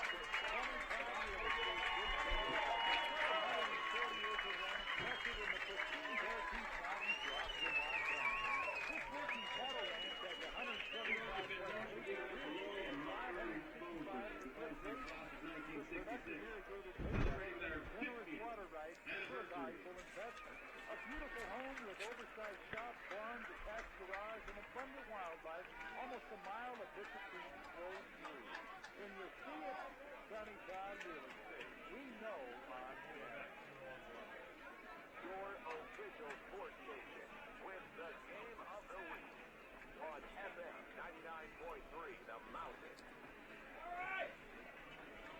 Mountain. 9-play, 60-yard drive capped off by a 4-yard Nolan Saraceni run. Put them back up by 9 points with 1:05 to play. Rocky does have all 3 timeouts. So Rocky has a chance to put more points on the board, but they got to start getting some touchdowns instead of field goals here. All right, so the Ore Diggers kick this one away, and Matt Berg's got a heck of a leg, too. He boots that out of the end zone. So Rocky, with 1:05, will start at their own 25-yard line. And you feel like they got to get another score here. Rocky actually will have the football first, Mark, in that second half. So if they can get any kind of points, even a field goal on this drive, you got to feel pretty good. Yeah, that's a key point. I mean, Keenan Fagan, a DB, went after the kicker. A lot of times these kickers want to run down the field like Conley did, make the tackle, and Fagan just introduced himself. But plenty of time. This is an important possession. All right, 1st and 10 from their own 25-yard line for the Battling Bears of Rocky Mountain College, trailing by 9 points now, 35-26. White in the shotgun. Fake it, give it to Varner around the left side, and there's nothing there. He gets to the 25 is all. No gain. Interesting call now because you're under a minute and clock's rolling. Well, the linebacker out there went unblocked, and he played it perfectly. He penetrated, got square, and sealed the corner. 2nd and 10 from their own 25-yard line. 40 seconds to play. Rocky needs to hustle. Maybe Coach Armstrong wants to just take this into the half the way it is right now and not make any mistakes as they get the football first in the second half. Trips to the right. White in the gun. White handed off Varner. Varner fumbles the football, and Tech has it at the 29-yard line. Not what they wanted there. 21 seconds to go. I guess the saving grace is that Tech is out of timeouts, but still, Tech with the football now at the 29-yard line off the Varner fumble. Well, everybody now is slashing at the ball with their arms and hands, and that's what happened there. Contact right on the ball. Everybody's chopping at it, and good block by Dylan Johnston, but all for naught there. 21 seconds to play in the half. Rocky's defense has to play tough now as you're already down 9 in the first half. Loudenback in the shotgun with Nolan Saraceni. 4-receiver set. Loudenback back to pass. Has plenty of time. Floats it sideline. Caught? No, incomplete. Almost caught by Bray at the 17-yard line. Incomplete, 16 seconds to play in the half. Fulton is doing a great job on those outs. I mean, he's playing it perfect. He's playing physical, but yet he's not causing any penalties. All right, so Montana Tech then, 2nd and 10. Berg has a strong leg, and he has the wind at his back. They're at the 28-yard line, 16 seconds to play, no timeouts. Loudenback back to pass, has time, floats sideline, short hops it, incomplete. The pressure was getting there too. Austin Chamberlain, Seth Swandle, and Brendan Johnson all collapsed the pocket. Pretty impressive, 3-on-5. Well, number 90, Seth Swandle, comes off that right end from the offensive side, and his advantage on the guy that outweighs him by 50, the right tackle, Stemple, is quickness and his hands. He's a great hand fighter. So it'll be interesting to see what they do here. They can't run the football. They got to throw it here. Any kind of sack in this half's over. So Rocky needing to get Loudenback on the ground, 3rd and 10. Loudonback, here comes the pressure. Chamberlain can't get to him. He throws deep into the end zone. Caught, but well out of the back of the end zone. Well out of the back of the end zone as number 7 skied up there, Chris LaChance. That's incomplete, but what an effort. Boy, Austin Chamberlain threw a no-hitter there. He had a chance to sack Loudonback. Credit him to get out of the pressure and at least give Tech a chance. Well, Chamberlain had a beat on him. I mean, he was storming from his right defensive end over there on the defensive side. Great rush. 4 seconds left, and now we got a 45-yard attempt with the wind at his back for Matt Berg, who has a big leg as well. 4th down. Last play of the half. Rocky down 9. Snap, hold, kick on the way. Long enough, and it is good. Tech will put on 3 more points, lead by 12 at the half, 38-26. Man, what a disaster that fumble was deep in your own end when you're just trying to run out the clock and go in in the locker room down 9. Now you give him a chance for a field goal, now down 12. Well, you just talked about it. He's going to just try to hold on to the ball. And Varner had both hands on the ball. Just a tough defensive play. So if you like high scoring, you got to tune to the right radio network here. All right, let's go down to Jesse on the field. Thanks, Tom. Coach, talk about your offense. Andre's been bracketed pretty much all game. How are you finding ways to get him open? Well, we're not. He's got a couple balls. One was a trick play. One was just a good play by him. But, we're moving the ball offensively. Gosh dang, turnover killed us there. We got to figure out how to get some stops on defense. That was the next question, Coach. What are you going to do as far as adjustments defensively to kind of turn this game around? Well, we got to get in. We got to get guys settled down. We got to draw some stuff up for them. They're not throwing the ball on us, minus a bomb they threw. But, God dang, we got to be able to tackle. We're not tackling very well either. Thanks, Coach. All right, go ahead, Tom. That was head coach Brian Armstrong going in at the half. 38-26. Man, that's usually a final score. That's our score here at the half. It's been a back-and-forth battle. We're going to take a 4-minute timeout when we come back, some stats and recap here at the halftime show on Homecoming 2015. You're listening to FM 99.3 The Mountain, KVRM here on Rocky Mountain College 104.5 and MontanaSportscast.com. We'll be back in 4 minutes. Hey, Tommy, I got a Briggs interview. What time? I got a Briggs in. Oh, go ahead. Do it. Why don't you do that first, and I'll take care of all this stuff. Hey, Dawson, why don't you just run the interview after the commercials? All right. Thanks, brother. Very quick. Jason Baker and Eric, the superintendent. Chase White brings his offense out. It's a 3 wide receiver set with Cody Varner back there with him. White, play action. Looking, firing deep down the middle, looking for McGee. McGee's got it at the 25-20, 15-10, makes a man miss, gets down to the 4.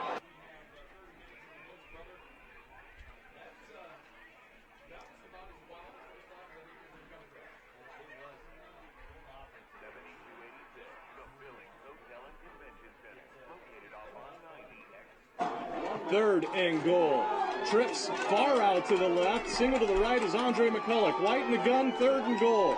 White back to pass. Looking. Fires. End zone. Touchdown Bears.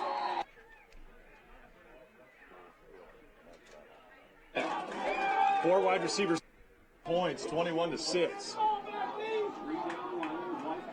Getting the calls from the sideline. Varner offset to his right. 2 receivers to either side. White in the gun. He's had time to throw. Back to pass. Looking. Throwing deep again for Andre. He's got a step. Touchdown, Bears!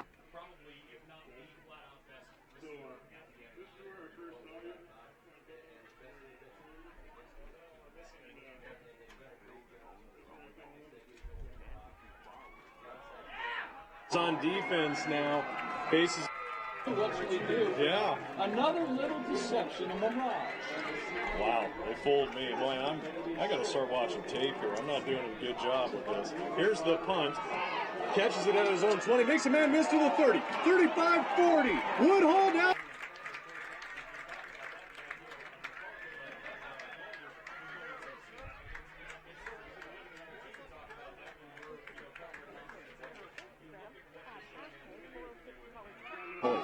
into the wind. Wow, let's see if the Irishman can do it. From the 39.5-yard line, almost a 50-yarder. Bakken will hold, snap, hold. Connolly's kick is up. It has the distance, and it is good. He got it inside the uprights. A 50-yarder for Evan Connolly.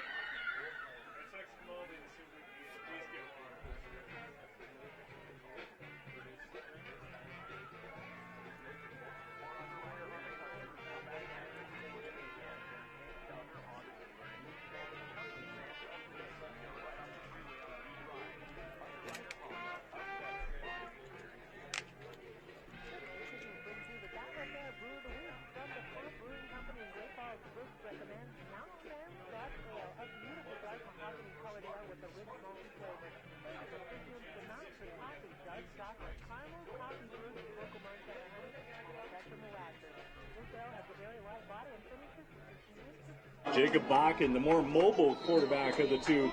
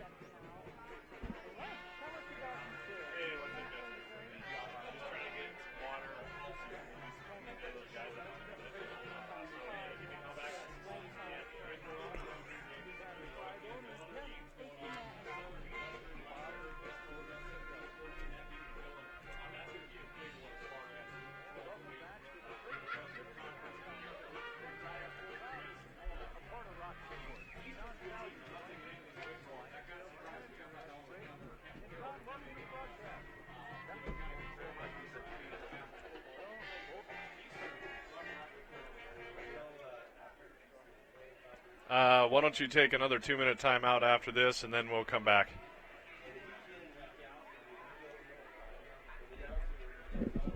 Look at this.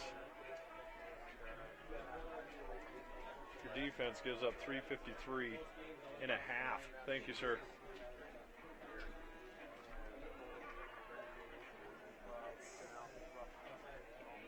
Crazy.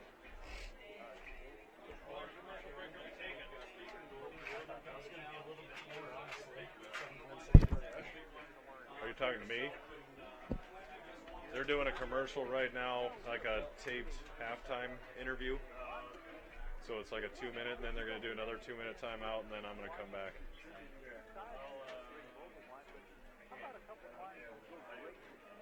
Huh? I don't have audio from anyone.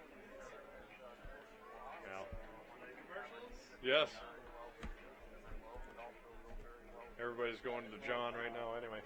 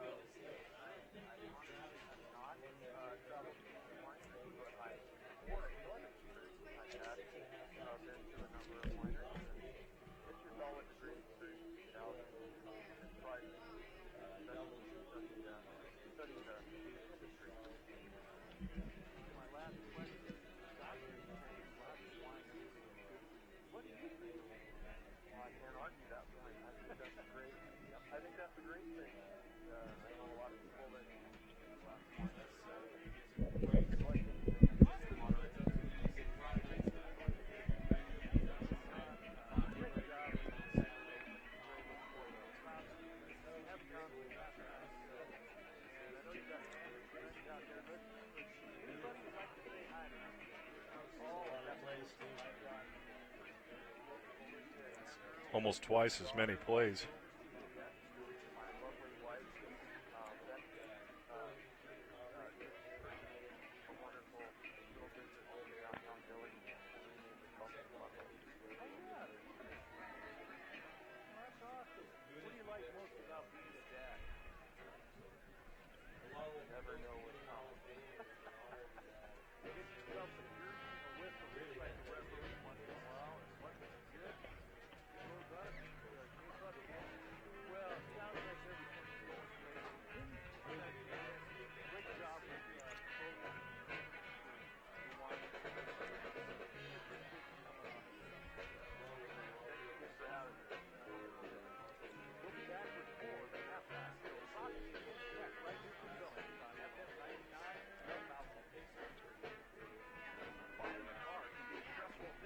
2 minutes.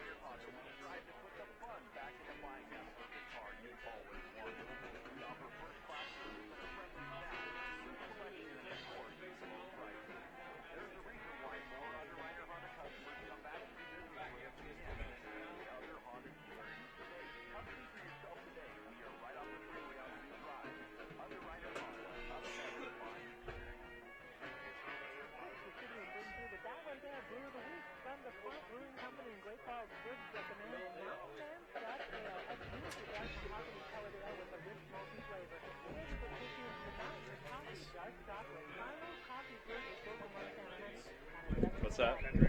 Yeah, I think so. Mark's got like 15 bottles of them over here.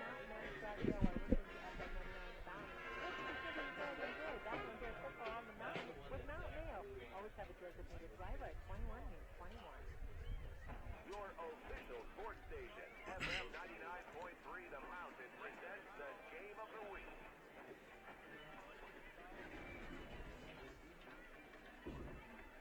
I'm back. And welcome back to the half. Montana Tech with the lead on the road, 38-26. Rocky actually cut it down to a 2-point lead, 26-28. Tech went on a long drive and put it in for a touchdown, and then the next drive for Rocky on the second play, they fumbled on their own 29-yard line, which led to a 45-yard Matt Berg field goal at the buzzer, extended to 12. So Rocky seeing that 2-point deficit grow to 12 here at the half. Some first half stats, team-wise, all Montana Tech. Total yardage, taking a look at that right now, is 353 yards for Montana Tech, 236 on the ground and 117 through the air. That's usually a game total, and that's at the half. Total yards for Rocky, 185, 165 through the air, and 20 on the ground. What's even more impressive is the amount of plays right now. 49 for Montana Tech, 27 for Rocky Mountain College, so almost doubling Rocky in the amount of offensive plays in that first half. Penalties about even, 3 for Rocky for 40 yards, 2 for Montana Tech for 20. Third downs, Montana Tech very impressive on third down in that first half. 6 of 10 on third and fourth downs combined for 60%. Rocky also 60%, but just 3 of 5. Turnovers, just that fumble at the end that led to 3 points. Matt Berg field goal at the buzzer, 45 yards out, extended the lead to 12 points. Rocky trailed at the end of the first 20-6, and then actually outscored Tech 20-18 in the second quarter. Boy, we got a horse race going on here right now between these two powerhouses in the Frontier Conference. Chase White at the quarterback position, 8 of 11 for 165 yards and 2 touchdowns. So very good first half for Chase. Leading receiver for him, Andre McCulloch, 3 catches, 75 yards, and 2 scores. One of those touchdowns, though, coming from Jace Van Zee. Kalen Reed has 2 catches for 28 yards and 1 touchdown. Let's see, 1 catch for 17 yards for Dylan Woodhall. 1 catch for 16 yards for Michael Robinson, the tight end. And I think that's, Tyrell McGee had the 1 big catch of 59 yards as well for Rocky Mountain College. Rushing-wise, not a lot of rushing yards. Frank Brown has 3 carries for 12 yards. Jade Olson, 2 carries for 9 yards. And Cody Varner, 2 carries for 1 yard and the fumble right before the half. For Montana Tech at the quarterback position, it's been mix and match between Andrew Loudenbach and Clay Cavender. Cavender has been playing quarterback, but really he's been running the ball there. 9 carries, 85 yards out of the Wildcat quarterback position.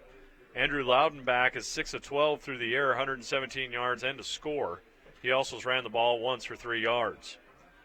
Zach Winfield, not much on the ground game, but he had that huge catch, 1 catch of 53 yards and a score.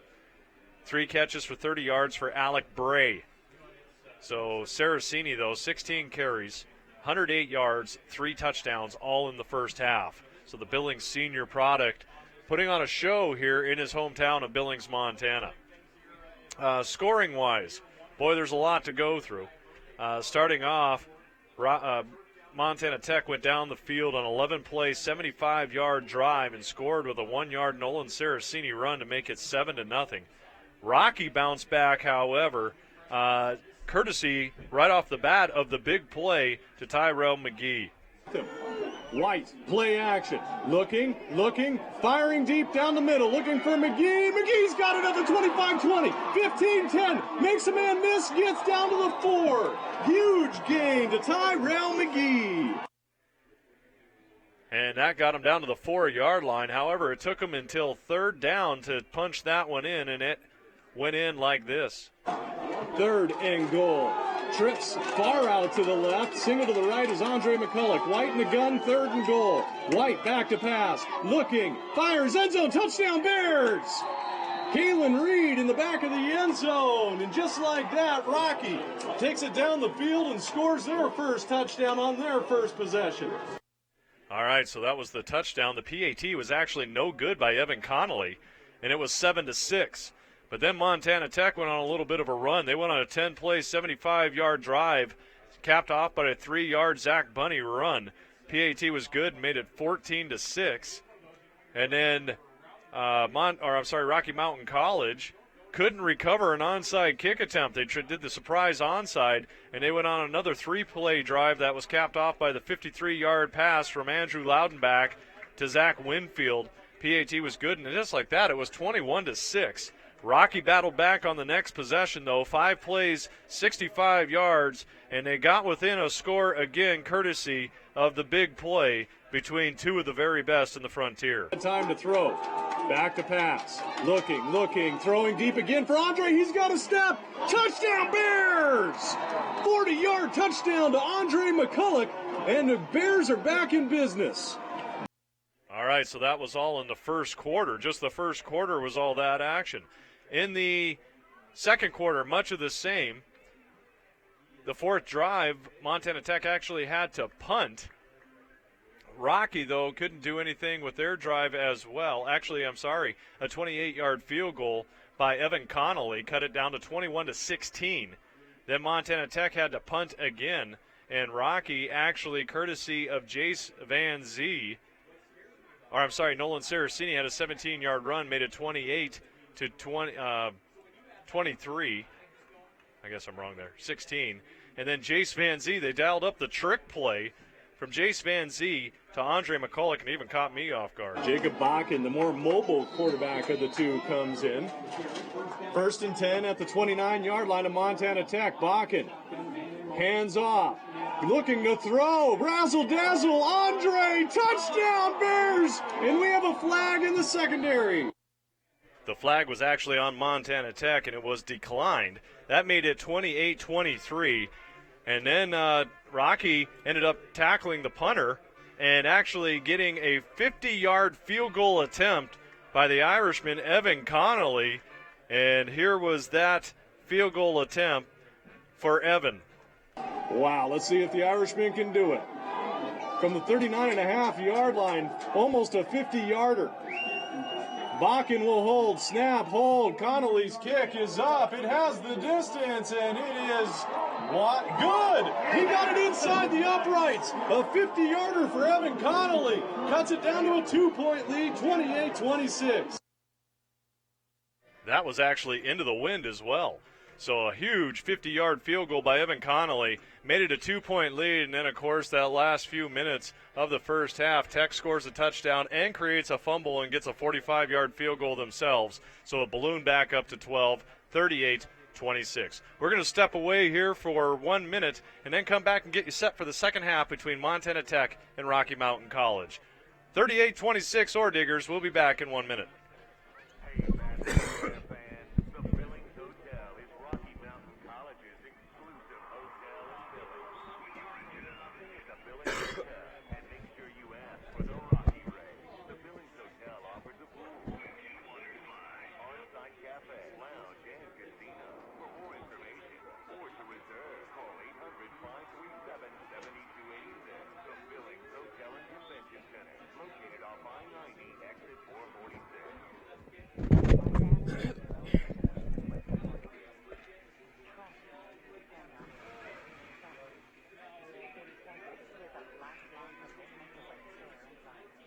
ready? Yep.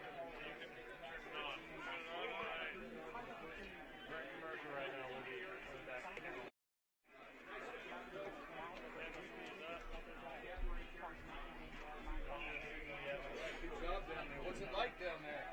I had to steal one of your waters. No, they're buddies. Oh, you need Skittles? No, thanks. Skittles and Skoal, those are really my last vices. And welcome back to Herb Clint Field. Tom Kurtz, Mark Miller, Jesse Brockschmidt, all on the mics for you here today. And boy, I tell you what, an offensive explosion in that first half by both of these teams. But very impressive for Montana Tech, doing it without their first or second string quarterbacks here today. They've been running Wildcat and coming up with some creative plays, and the onside kick that got them an extra possession there as well kind of turned this whole game on end. Yep. So creative coaching here for the Orediggers. Well, mingling around the fans below the press box, I mean, it's almost like the Carroll College feeling where everybody's all in. The parents, the families, the friends, the alumni. I mean, Butte has really shown up today. The town, a lot of Billings people have student athletes playing at Tech. I mean, this is really a great atmosphere, and we're glad you could join us. Brought to you by Underwriter Motors. All right, so like we said before the half, that Rocky was actually going to get the second half kickoff. That's why it was so killer that they fumbled and allowed a field goal. So now they find themselves in a 12-point deficit, 38-26. Berg to kick this one away. The big leg out of Matt Berg, and this one goes into the back of the end zone, and Jason Baker's going to watch it go over his head and out of bounds. So Chase White will come onto the field, and he's been really all the offense here for Rocky in this first half. They really got to get a ground game going here if they want to win this football game. Well, the scheme of Montana Tech, in passing situations, they're rushing four. They're 3 down linemen, and they're bringing a linebacker. But they're running a 4-2 and a 3-2. It's a pass defense. I mean, it's set up. If you look at it, you say, is this a run defense? No. All right, Chase White in the gun on first down from his own 25. They're going to give it up the middle to Frank Brown. Brown crosses the 30 to the 32-yard line and pick up a 7 yards on first down. The senior out of Antelope Valley, number 28, and he runs like an antelope. Now, that time they ran a 4-3, 4 linemen, 3 backers, and Frank dances left and right. He's a good dancer. Chase White in the gun will look to the sideline for the call. 2 receivers to the left is McGee and Reed. Andre McCulloch split wide off to the right. 2 running backs in the set for Chase White. 2nd and 3. Give it to Frank Brown. Frank Brown right ahead, and he's getting very close to first down yardage. Gets out actually to about the 34, 33-yard line, so he's going to be short by a couple of yards. Man, Ware and Farnsworth are over there. I mean, they're butting heads. I mean, there's some hard hitting going on that right side of the offensive line. So your first third down already here for Rocky. It's 3rd down and 2 from their own 33-yard line, trailing by 12. Chase White in the shotgun. 2 receivers to either side. Andre and Woodhall off to the left. Reed and McGee off to the right. Big 3rd down already, trailing by 12. Chase White looking, fires. It's caught. What a catch by Kalen Reed to the 45-yard line. And a first down, a 12-yard gain over the middle. And we do have a flag, and I think Chase White was hit awfully late. Yeah. So you're going to add 15 yards onto this one. Well, you had the linebacker come in, and really you get one step. When the quarterback throws the ball, if he's in motion, you get one step and you can hit the quarterback. He took more than one, and White once again popped up. Kalen Reed with the DB all over him like a moth on a light bulb. I mean, really, Reed is so clutch. Great hands. He's become a big weapon in that slot, and I do mean big, 6'4", 210. Oh, love him. Man, he can catch the football, too. So 1st and 10, that'll advance the ball clear to Tech territory at the 40-yard line. 4 receivers set on 1st and 10. White, high snap, gets it to Frank Brown. Brown around the right-hand side, and Brown's going to get to about the 38-yard line. A pickup of 2 yards is all, and it's Interesting that they're featuring Frank Brown on this first drive of the second half. Well, Frank's a senior, and he has been banged up with that knee, and he only carried twice for 10 yards at Oregon. And talking about practice, he says, "I'm ready. I am ready. I hope they give me a chance." Well, his hope came true. All right, 2nd down and 8 for Rocky Mountain College. White, play action to Brown, firing. No, he pumps it down. Now he's got room to run. Fires sideline. It is caught by McGee. A diving catch, and a beautiful catch at that, as he gets all the way down to the 16-yard line. So a 22-yard gain to McGee. Well, McGee kept fighting, coming back to the quarterback. I mean, White had all kinds of room to roll down the right sideline if he wanted to run. A little Aaron Rodgers there. What I mean by that is just how cool he is under pressure.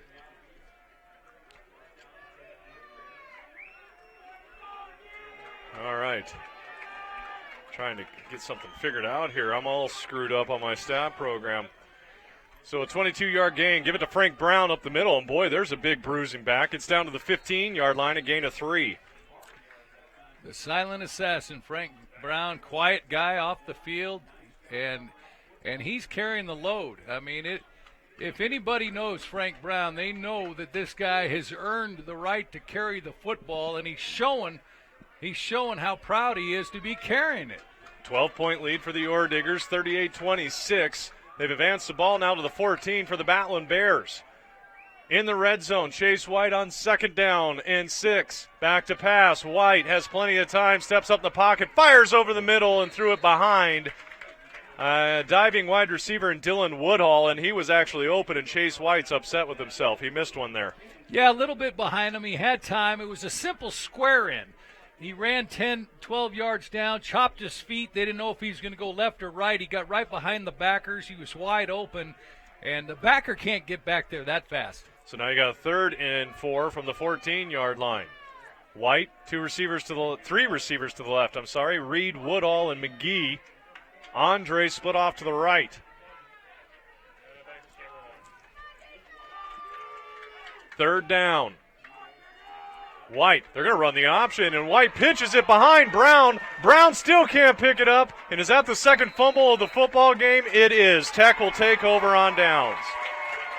Boy, you haven't seen that at all in this football game, and they run it and end up fumbling it down at the 14-yard line. A huge turnover. Well, give Meese the credit. The thing about the option, he was getting hit. He came to the wide side, the left side of the field, and he pitched it when he was being hit. It went behind Brown, who made a good effort. And you always say, well, should I try to pitch it? Should I eat the ball? Well, he got hit. You don't have time to think. Big turnover again. 2 consecutive fumbles on the last 2 drives for Rocky. The only 2 turnovers in the game. Cavender will keep it around the left side. Cavender gets out to about the 25-yard line, a pickup of about 4 yards on 1st down. The defense still doesn't have an answer for that Wildcat. Well, Kessler, the linebacker there, number 3, he's about 215 pounds. He's quick. He came inside, he planted himself, and Cavender's just too quick. He's got great quickness. Right back up. They give it to Saraceni. Saraceni this time, not much room there, but he still ekes forward to about the 30-yard line. A pickup of 5 yards, so even when he gets bottled up, he still gets 5 yards. I talked to Cavender's dad. He's here from Redding, California, Northern California, by Mount Shasta. And Cavender was an all-star quarterback in high school. He came here. They made him a wide receiver, so the fact that he's getting some run back there made his dad happy. So 3rd down and call it 1 from the 30-yard line after the fumble for Rocky Mountain College. Down by 12. In motion goes Rodriguez. Saraceni tries around the left side, has blocking and a lot more to the 40 to midfield, and actually absolutely ran over Eric Buer. Gets to the 50-yard line, a gain of 21 yards. They have no answer for Nolan Saraceni. A lot of Saraceni fans here. The key blocks are the tight end, the left tackle. Those guys are turning their men, and they're walling them off, and then they're pulling a guard. But Saraceni, he ran into Buer, and Buer's still shaking his head going, is that the phone? Rocky's got to get a stop here. Fumble on the play. Rocky's got it. You asked for it, you get it. Rocky gets the turnover when they so desperately needed it. First turnover by Montana Tech, and it comes from the fumble. They tried the read option, and Cavender thought he was giving it. Saraceni didn't know that he had it, and it fell on the ground, and somebody from Rocky had it. Let's go down to Jesse on the field. Austin Chamberlain just came in at the right time, saw the ball, jumped on it. So that's a great fumble recovery from the DN. Wow. Well, big time. Rocky needed that. There was a little indecision with the ball handling in the backfield, and there was no indecision on Chamberlain's part, though. All right, 1st and 10 at the 48 of Montana Tech. Rocky, 3 receivers to the left, 1 to the right. Back to pass goes White. Here comes the blitz. They pick it up, and he rolls to his left, and he tries to cut inside, and he fumbles the ball, but there's Xavier Walker, I believe, that'll pick it up. But Chase White took a big shot right under the chin. Boy, if I thought he'd just keep running to the outside, he might have had a big gain. He tried to cut in. Gets maybe a yard, but takes a pretty big hit. Well, David Meese is an All-American. He sets the tone out there, and all these guys are hitters. They got a linebacker out there. He's 6 foot, 200 pounds, but he might be the hardest hitter on the team. Just heard it there. 4 receivers set again, 2nd down and 10. White in the gun. Fakes it. Here's the blitz. He steps up in the middle, tons of room to run to the 40, down to the 36-yard line, and enough for a first down. What a run by Chase White. Shades of Bryce Baker from last year. I mean, when he decided nobody was open, he tucked it and ran it right up the middle. The middle is open to run right now for the quarterback. They're spreading things out. 12-yard gain and a first down to the 36-yard line. Trailing by 12, 9:04 to play in the third. 38-26 Montana Tech. Both teams have fumbled on their first possession in this football game. White with Connor Sokovnik, the running back now. On to the 4th running back. White back to pass. Here's the blitz, and down he goes at the 40-yard line. Not much time to throw that one, and he's going to lose 4 yards on that one. That was Levi Dawes coming in there, 250-pound defensive lineman, number 52. And he lines up a lot at middle guard. That time he came in from the end. But really, White didn't have anything to do. Just, secure the ball. That's what he did. So now you got a 2nd down and 13 back at the 40. 8:17 to play in the quarter. 12-point lead for Tech. 4 receivers set for Chase White. Connor Sokovnik out of Billings Central is the running back. Back to pass goes White. Fires sideline. Caught Dylan Woodhall. Woodhall crosses the 35 and fights forward for a gain of about 6 yards. It'll be 3rd and long. Well, I like this right tackle, Justin Farnsworth, 6'2", 290 freshman out of Post Falls, Idaho. He was going against Meese, the All-American, and, coming right in on the face of White, and Farnsworth just held him back. So now you got a 3rd down and 10.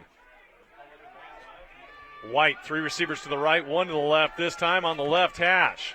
White back to pass. Here comes the blitz, and he gets out of it and throws it deep down the middle. Oh, in and out of the hands of Dylan Woodhall. I thought he had it, but great coverage by Reed Sidarius, the defensive back out of Kalispell Glacier, and it's going to be 4th down.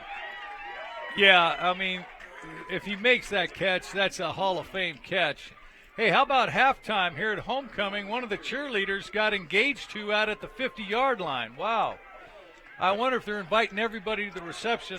Hello to Mike Kincaid in Slowtown. Interesting decision here for Rocky. You're down 12, 7.5 minutes to play in the third. 4th and call it 9. They're going to keep the offense on. 4th and 9. Chase White in the gun. Sirkovnik in the backfield. Back to pass. Here's the pressure. Throw it to Andre. Andre catches it, but well short of the first down. Maybe a 2-yard gain. And the offense cannot do anything with that fumble that they created. Well, it was only a 3-man rush, and Jacob Crawford got in there. He goes 6'3", 250, and one thing they like about him, he said he just knows how to get to the quarterback. Well, he did there. He had to hurry White. So 3 defensive linemen on 5 offensive linemen. Give the nod to the Ore Diggers there. All right, so Montana Tech now will take over at their own 34-yard line. thanks to True Tone Music in Santa Monica. TrueToneMusic.com. They've been voted the #1 guitar shop in LA County over 15 years running for all your music needs. It's getting hot out there too, isn't it? It is. It's balmy. I really like it. The trees are turning colors. The wind is going. A packed house. The rims look great. The field is fast. Teams are hitting hard. Nobody's gotten hurt. Good to see Chamberlain back and Gallegos. And, I mean, this is just football at its finest. Boy, Rocky had an opportunity there to kind of get within one score. Couldn't do anything with the fumble created on the last series by the defense.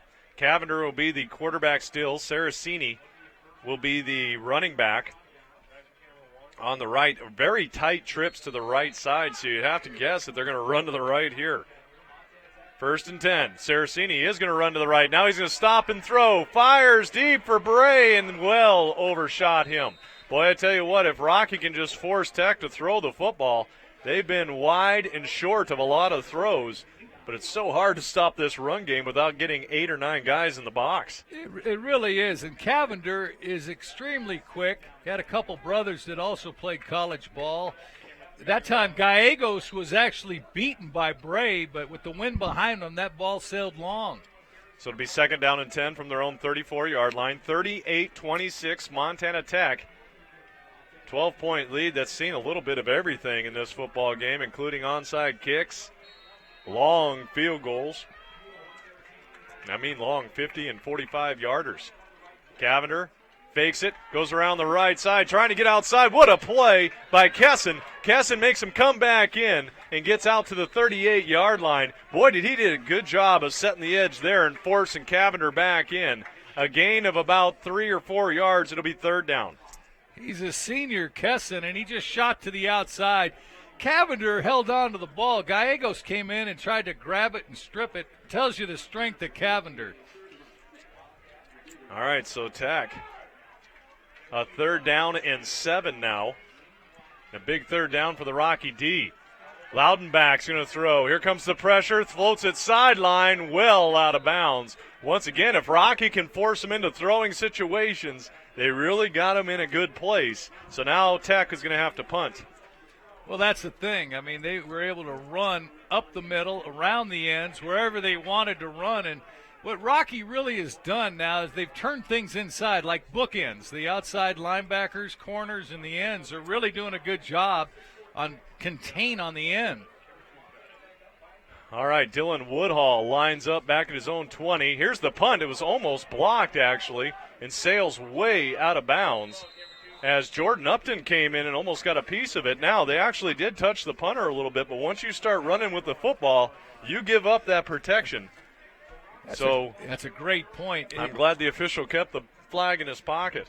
Well, that's the thing. If he starts running, you don't know if he's a runner or kicker, so you can hit him. And a break for the Bears. That was a terrible punt. These rugby punts, I don't know who invented them or who started them, but they're trying to cut down the field. If he rolls to the right, he kicks to the right, cuts down the angles on tackling. Thanks to everybody at Bob Smith Ford in Hardin, home of the #1 selling truck in the world.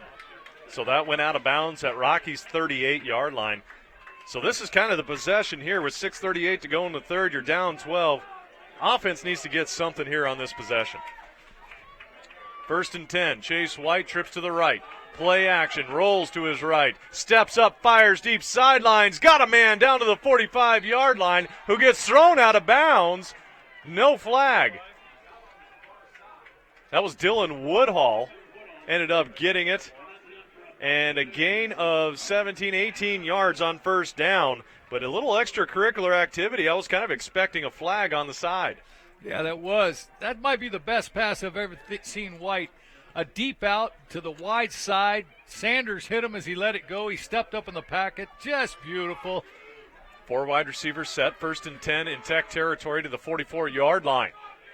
White in the gun. He's going to throw again. Here comes the pressure. Fires sideline, and this one actually gets batted down at the line of scrimmage. Is either number 55 or 59 or 48. I'm sorry. I believe it was 48 on the edge, and that's Tyler Gavlak. 6'1", 215 out of Stevensville. Well, Gavlat's the leading tackler on this team. He had 12 tackles against Carroll 3 weeks ago. He's 6'1", 215. They brought 6 on the blitz. So an incomplete pass. Now it's 2nd down and 10 from the 44 of Montana Tech, trailing by 12. White back to pass. Here comes the pressure again, and boy, he gets absolutely bottled up by number 48, Gavlak, back at his own 49-yard line. So a loss of 7 yards. That's nothing he could do there. That was an A blitz, and just no one picked him up. No, they always say step down to the inside on a blitz, but they brought so much pressure from the outside. And Gavlak, the pride of Stevensville, Montana, that was a sure tackle right there on the sack. So now a huge 3rd down. Huge and long, 3rd and 19. From back at their own 48 now. They got to get past the 35. White, he just needs time to throw. Here comes the blitz again. Fires over the middle. Reed's got it down to the 40-yard line, but he's going to be about 6 yards shy, 7 yards shy of the 1st down. Well, I saw something that happens to Peyton Manning a lot. Meese, the All-American linebacker, had an open shot on Chase White. He hit him. He not only held up, but then he helped him up.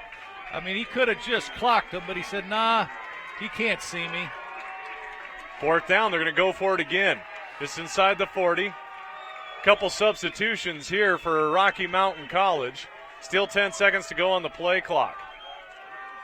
White looks to the sideline. They're going to do it quick. 5 seconds to play on the play clock. 4th down and 6. White, they get it off in time. Back to pass. They pick up the blitz. Rolls to his right, steps up, looking, fires sideline, incomplete. Boy, bracket coverage. There was absolutely nobody open anywhere on the field. And a turnover on downs. Well, they brought 4 that time. Anthony Nelson almost picked it off, but he dropped it. So they got better field position. I mean, the one thing the defensive line is doing, they're getting penetration. They're taking away the pocket. The pocket is like a cup, a backwards C, and the pocket's breaking down because of the penetration. All right, so a big turnover on downs, 2 possessions in a row. Rocky with good field position can't do anything with it, not even a field goal attempt. And it's still a 12-point lead. Here we are, 4:25 to go in the 3rd. Let's go down the field to Jesse Brockschmidt. Tom, they're still bracketing Andre, and he's getting nothing. They're actually doing a good job.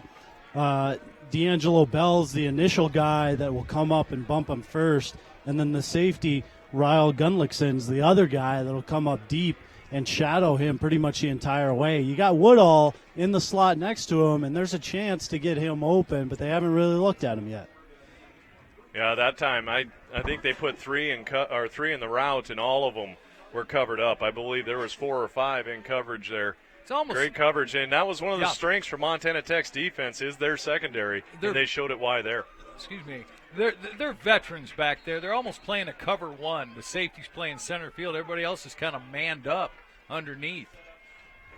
All right, so here we go. Defense has to get another stop. Bunny in motion. Fake it to Bunny. Saraceni's going to keep it. Try and jump cut. He does get outside somehow, but then ends up going down, taking a big hit for Justin Gallegos, the free safety.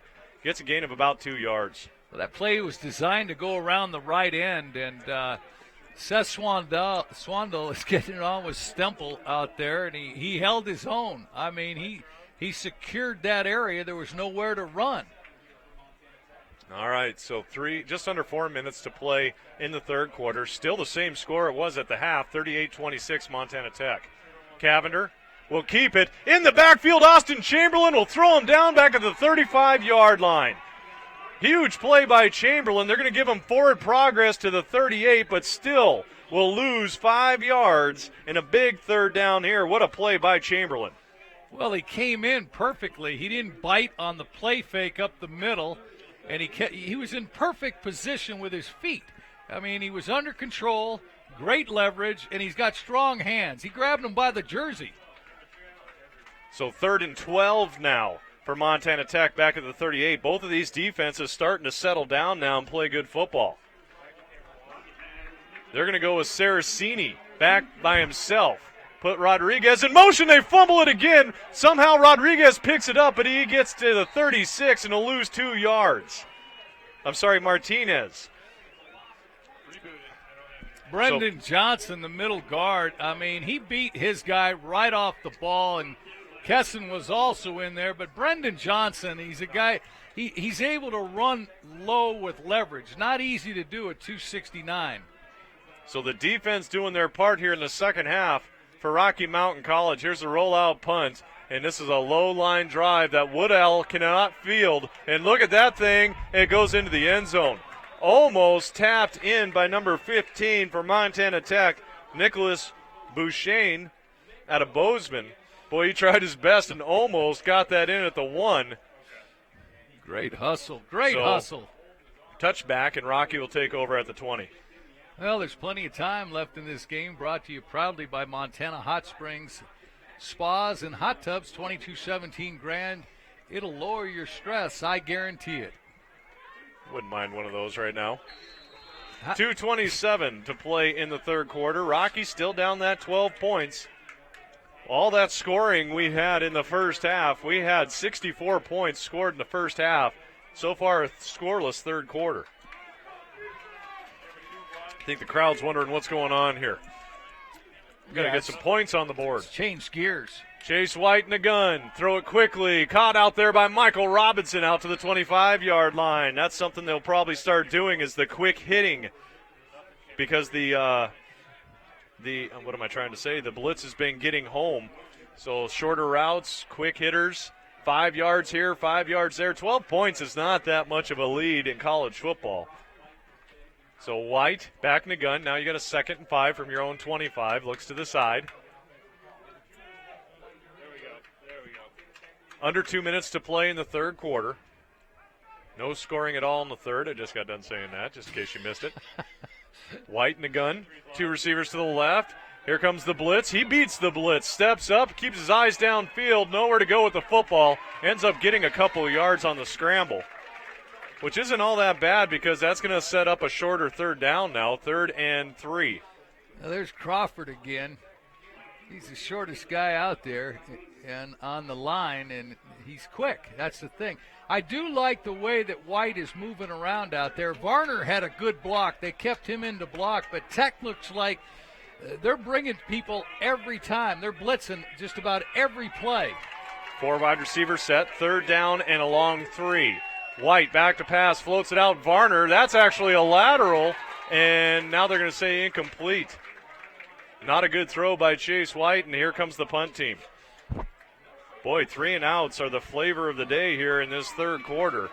Neither team actually able to do any kind of offense at all in this quarter. Now, this defense is ranked number 1 for a reason. 4 teams in the Frontier Conference in the top 20 in the nation. And these guys, they take care of their territory. They're not out of position. All right, so on to punt. Believe it or not, this is the first punt for Caleb Benson in the ball game here today.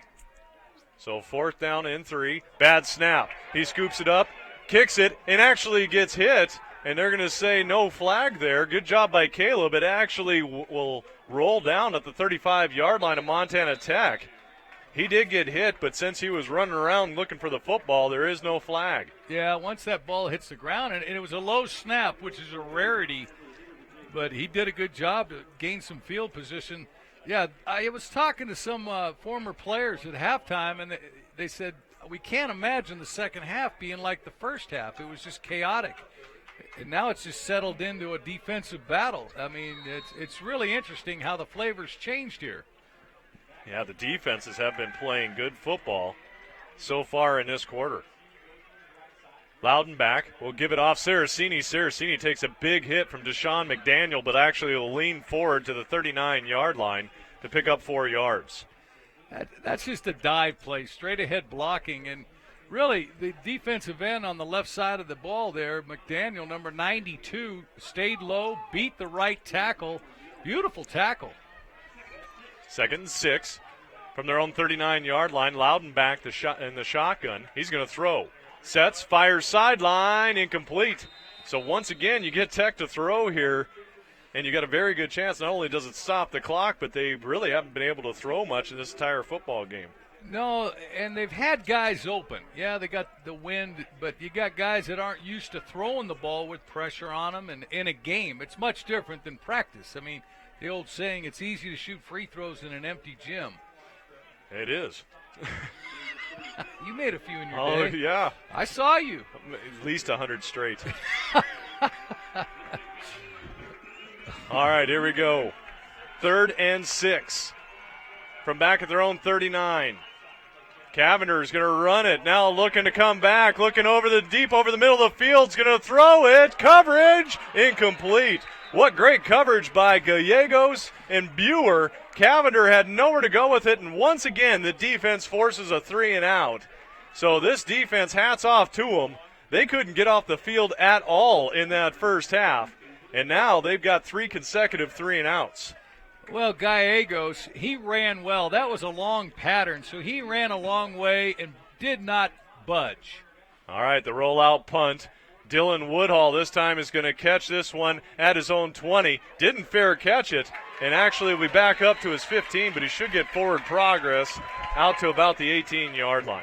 Still 38-26, 2 seconds to play in the quarter, so barring some 81-yard bomb, we're going to have a scoreless quarter here in this football game, which is unheard of after 64 combined points in the first half. Well, I think where Tech made their adjustments, they decided we're going to go to a blitz package more, and I think where Rocky made their adjustments, they said they're not going to get the edge anymore. I mean, the middle has been tough too, but they said they're not going to run the ends, and they haven't been able to. So now they'll have it 1st and 10 back at their own 18. One big play away from really making this a tight football game. Chase White trips to the right, one to the left is Andre, and he's going to be single covered here. Here comes the blitz. They hand it off Frank Brown. Brown was one broke tackle away from a huge play. He gets to the 25, a gain of 7 yards, and that is the end of the first quarter of play. Montana Tech leads at the end of 3, 38-26 against Rocky Mountain College. We'll take a 1-minute timeout. We come back the fourth quarter here on FM 99.3 The Mountain. Good call, good call. Hey Tom, that they'll have a media timeout in this fourth quarter here, and Okay. it's I think a minute 30. Yeah, 90 seconds. Yeah. You like my math there? You guys down with that? You roll with that, Andy? I'm always learning. Limitless learning with Tom Kurtz. That's right. Get the video. Oh, It's toasty. ooh, Lordy. Pinesco. 64 points in the first half, nothing in the third, huh?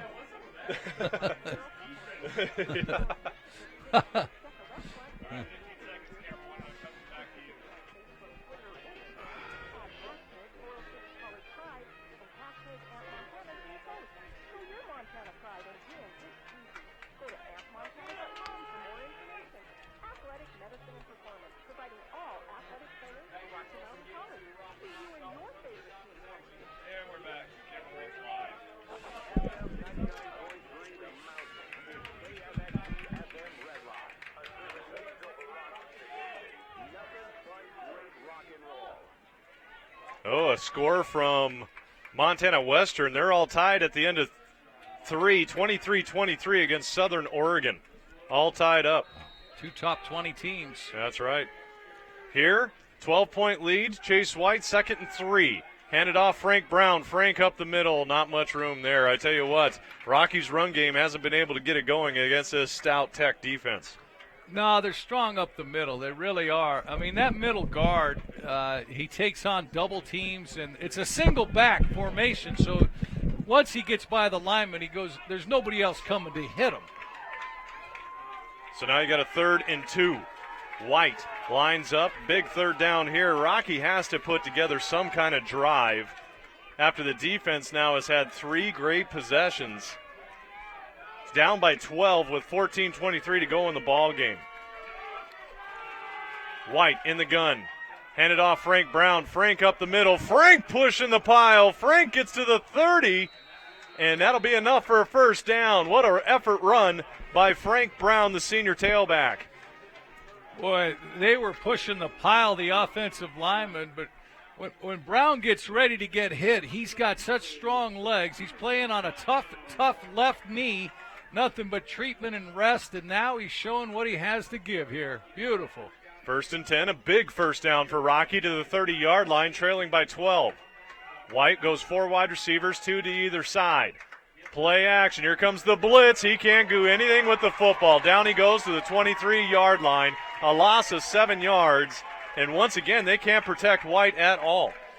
They're bringing too many guys. They found a weakness on this offensive line, and they're overloading one side or the other, and they just can't pick them up. Well, that was Luke Benz coming in on the sack. A lot of times on defense, they'll run a play like an offensive team. They'll say, all right, you take the tackle out. You drive him out, and I'll shoot in behind you. And they got great blitz packages. 38-26. 2nd down and 17 back at their own 23. They hand it off to Frank Brown. Frank, and there's all sorts of flags on the field. And this is going to be on Rocky, I believe, as Frank got maybe a gain of 5 yards. And I think it's going to be holding on Rocky. They're going to decline it and make it 3rd down and 12. Well, the middle guard, he does all kinds of techniques. This time the middle guard on the Ore Diggers did the slip technique, a swim. He got in the gap, and that's where he got held. So then they're going to pick up the flag. They're going to decline that. Coach Morrill from Montana Tech says we'll take the 3rd and 12. 13:08 to play in the ball game. Rocky down 12, 38-26 in a hard-fought Frontier Conference matchup. White in the gun. It looks like the blitz is going to come again. Here it comes. White has to get rid of it. Can't. Now throws deep over the middle, and Kalen Reed cannot jump up and get it way too high. And it's going to be 4th down and 12, and once again, Montana Tech's defense does the job, and here comes the punt team for Rocky. It's just a beautiful blitz. David Mees, the All-American linebacker, 225 pounds, came in from the left side, and he was just following the tackle. He was right behind him like the caboose, and then he just sprung on White. Not much time to really set and throw. You know what? This next 12:50 is Rocky's season. They have to put some things together here in this tough Frontier Conference. Connolly's going to punt this one away. And a good one by Connolly. Look at that. It'll go out at the 16-yard line. A little rollout punt for the Irishman. I asked him, I said, how's your leg? And he goes, it's great. And I go, how you feeling? He goes, I feel great.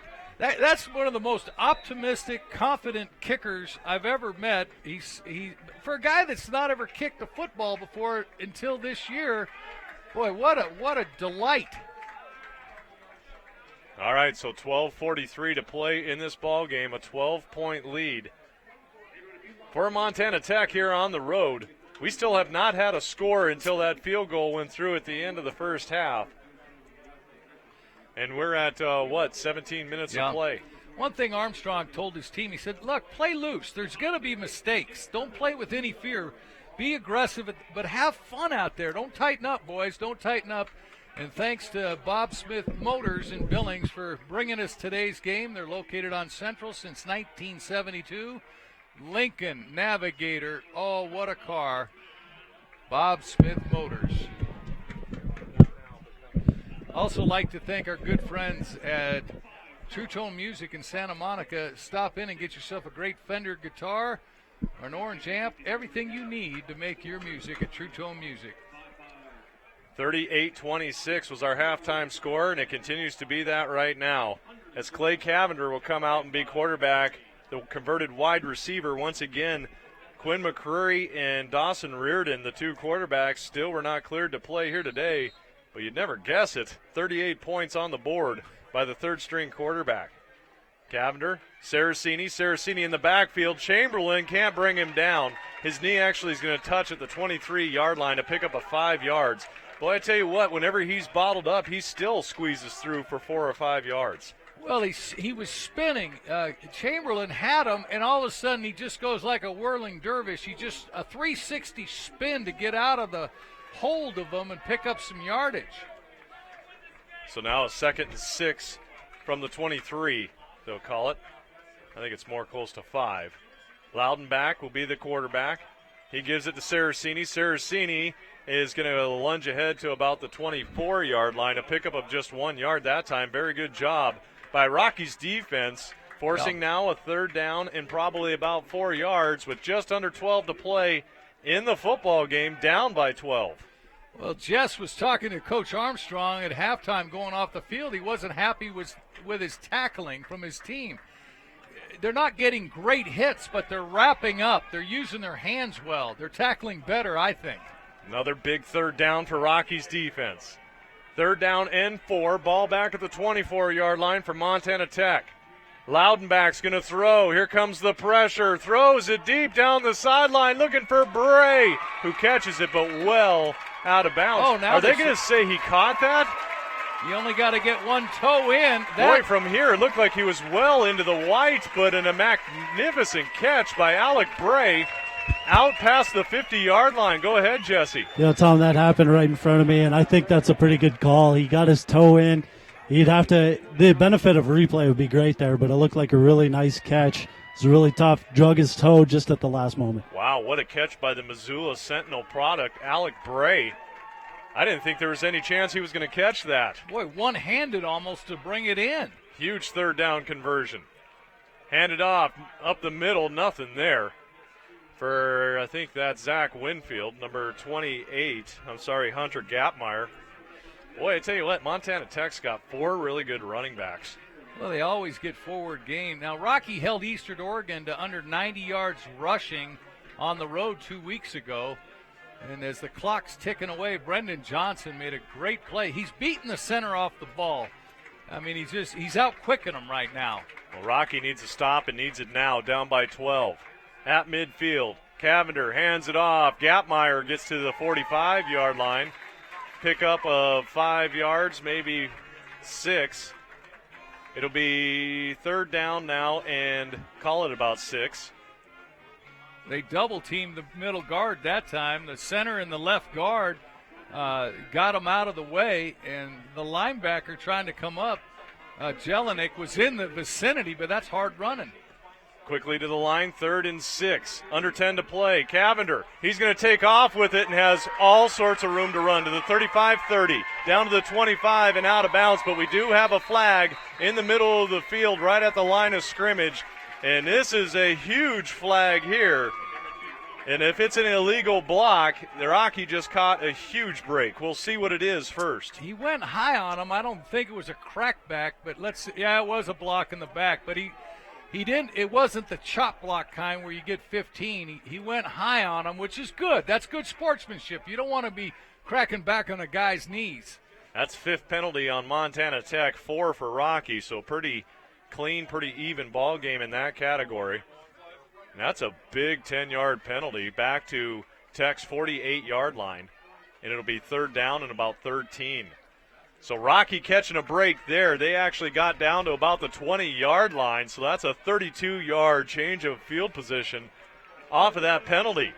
Cavender will be in the shotgun. Gapmeyer back there with him. 9:45 to play, 12-point lead for Tech. He's going to throw. Looking deep, throwing deep for the tight end. Picked off by Gallegos. Gallegos has it at the 30. Crossing over and stays on his feet. And breaks the tackle, still on his feet, out to the 36-yard line. Justin Gallegos, the free safety, gets another turnover. And let's see if Rocky gets a little momentum now with 9.5 minutes to play in the game, down by 12. Huge interception and an ill-advised pass by Cavender. He was only one-man route, and there was 3 Rocky defenders around him. Well, Pearson, the linebacker out of Helena, had a beat on him, and he did a smart thing. He didn't hit him, but that ball hung up in the wind, and Gallegos really made an exciting return and catch. 12-point lead for the Ore Diggers. White in the shotgun. The blitz has been giving him fits this entire half. White will throw it quickly over the middle, in and out of the hands of Michael Robinson. Good play drawn up. Robinson was open over the middle. He put a lot on that football, and Robinson just couldn't bring it in. No, good play fake. Kind of froze the backers, but one of the defensive linemen, Crawford, got his hands up, and not easy to throw through, but good route by Robinson. 2nd and 10. White quickly to the line, floated out. Varner has it on the run to the outside, gets upended to about the 40. He's going to pick up just 3, and it's going to be 3rd and 7. This blitz has just eaten Rocky alive in this second half. I think the key, too, is everybody runs well.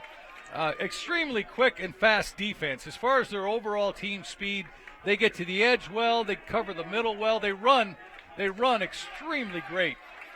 All right, here we go. 3rd and 7 from their own 40 for Rocky. Under 9 to play. White looking at another blitz coming off the edge. Back to pass. They pick it up. Fires deep sideline. Has Woodall. Woodall to midfield. 45-40. Out to the 35-yard line. Huge connection between Chase White and Dylan Woodall. Gets all the way down to the 35-yard line. A pickup of 25 yards. And that time they picked up the blitz, and he had all the time he needed on that route. Good call, Tom. I mean, if you're getting double coverage on Andre, Woodall came back to the ball. 4 receivers set. 1st and 10 at the 35. Handed off Varner. Varner cuts inside down to the 30. Good game for the Baker product. Cody Varner had the critical fumble in the first half. Probably why he hasn't seen much time here in the second half, but he gets a 5-yard gain there, 2nd and 5. If they can get the run game going, that'll cool that blitz some a little bit as well. Walker's holding his own over there at left tackle. White gets it, play action, looks, gets around the blitz, floats it to Dylan Woodall, catches it up to 10, down to the 5-yard line. Rocky's in business, and Dylan Woodall has been doing the damage on this drive. An improvised route as Chase White got away from the blitz, and Dylan Woodall took a short route and turned it deep. Well, the one thing I like about Woodall, he knows how to get to the open area and go with the quarterback. White showed great poise and confidence rolling. I mean, cool. Bakken will check in at the quarterback position. 7:43 to play in the game. Rocky's down to the 5. Bakken puts Varner in motion. Bakken keeps it up the middle. The big fella down to the 1. He doesn't get in, but they're awfully close. 2nd and goal from the 1. Romanos and Reitler, great blocks up the middle, and Bakken, quick-footed one out of Weibo. I mean, he had a huge hole, and he gets in there a lot like Frank Brown. He gets to the line of scrimmage extremely quick. 2nd and goal. The heavy package comes in. Deshaun McDaniel, the nose tackle, checks in at the fullback.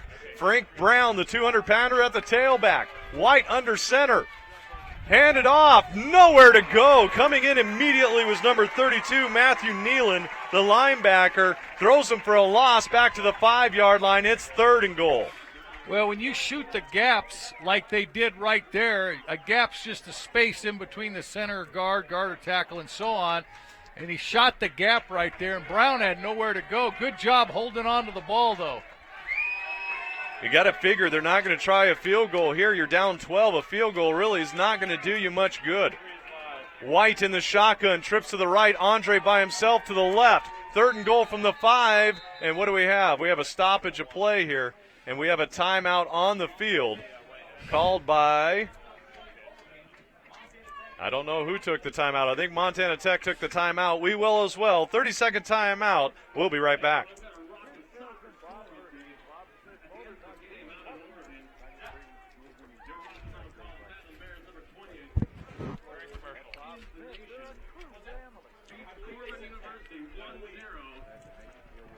Tom, I got you on the break if there's time.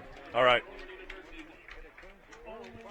I don't think Tech or Rocky can line up and just smash mouth these guys. They got to spread them out. Well, what they got set up right here, it's really set up for a good throwback to the tailback, that last formation.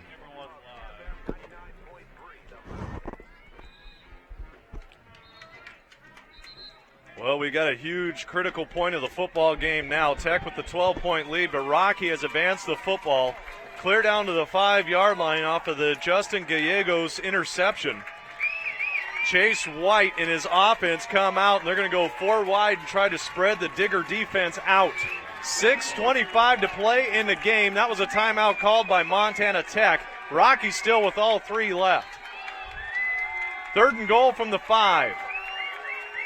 Plenty of time on the play clock, 20 seconds. They're definitely doubling over on Andre's side. Single coverage on Wolfield and Robinson on the near side. Varner gets it up the middle. Touchdown Bears! From 5 yards out, Cody Varner gets the touchdown, and the Bears march down the field and score. Kyle Reitler. Boy, big-time players make big-time blocks in big-time games, and Reitler, just a freshman, true freshman. Key block right over the middle, and Varner, boy, oh boy, can he run. All right, 38-32. It is a 6-point lead. Connolly on to try to cut it down to 5.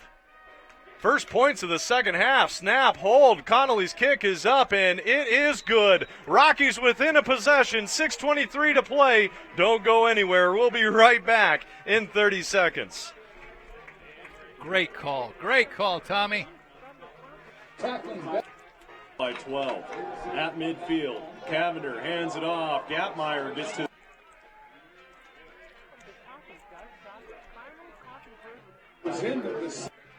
ball. 4 receivers set. If they can get the run game going, that'll cool that blitz some a little bit. They're definitely doubling over on Andre.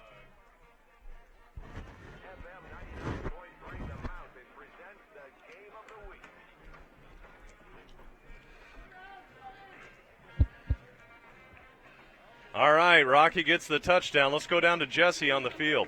Tom, we talked about in that third quarter how they were kind of doubling up on Andre, and that left Woodall open, and that's what got him down inside the red zone. And then Tech defensive coaches decided to bring an extra linebacker in to cover Woodall and Andre. And then when they checked back over here for the call, Carson White got the call, just a halfback run right up the middle because that linebacker had vacated his spot to help with the receivers. Good call, Jesse. Well, they changed their formation before the timeout. They went 2 right, 2 left receivers, and before it was 3 on the right, Andre on the wide side of the field. And great call, Jess. I mean, they changed the formation. That's just great coaching, really, making adjustments. And they went right behind Dylan Johnson and Xavier Walker on that left side. Oh, yeah. 6:23 to play. We got a 5-point lead, and Connolly is juiced up. That thing's going to sail and actually hit the play clock. All the way to Dublin. That's a long ways, especially when you're kicking it north. Oh, I don't. You have to hit the jet stream somewhere there. If you asked me where I was born, I couldn't tell you where I'm at. Honestly, I don't know. If it's a golf swing like mine, I can aim north and end up heading clear east. I can tell you that. 6:23 to play. 25-yard line for Montana Tech. Rockies' defense has been playing good football this entire half. They gave up 38 in the first half and has held them scoreless here in the second half. Beating them off the ball. And a lot of 3-and-outs. Cavender will be your quarterback. He's going to give it off to Saraceni. Saraceni around the outside, picks up his blockers, and we got a flag in the backfield. And if this is a hold, that is critical penalties for Montana Tech.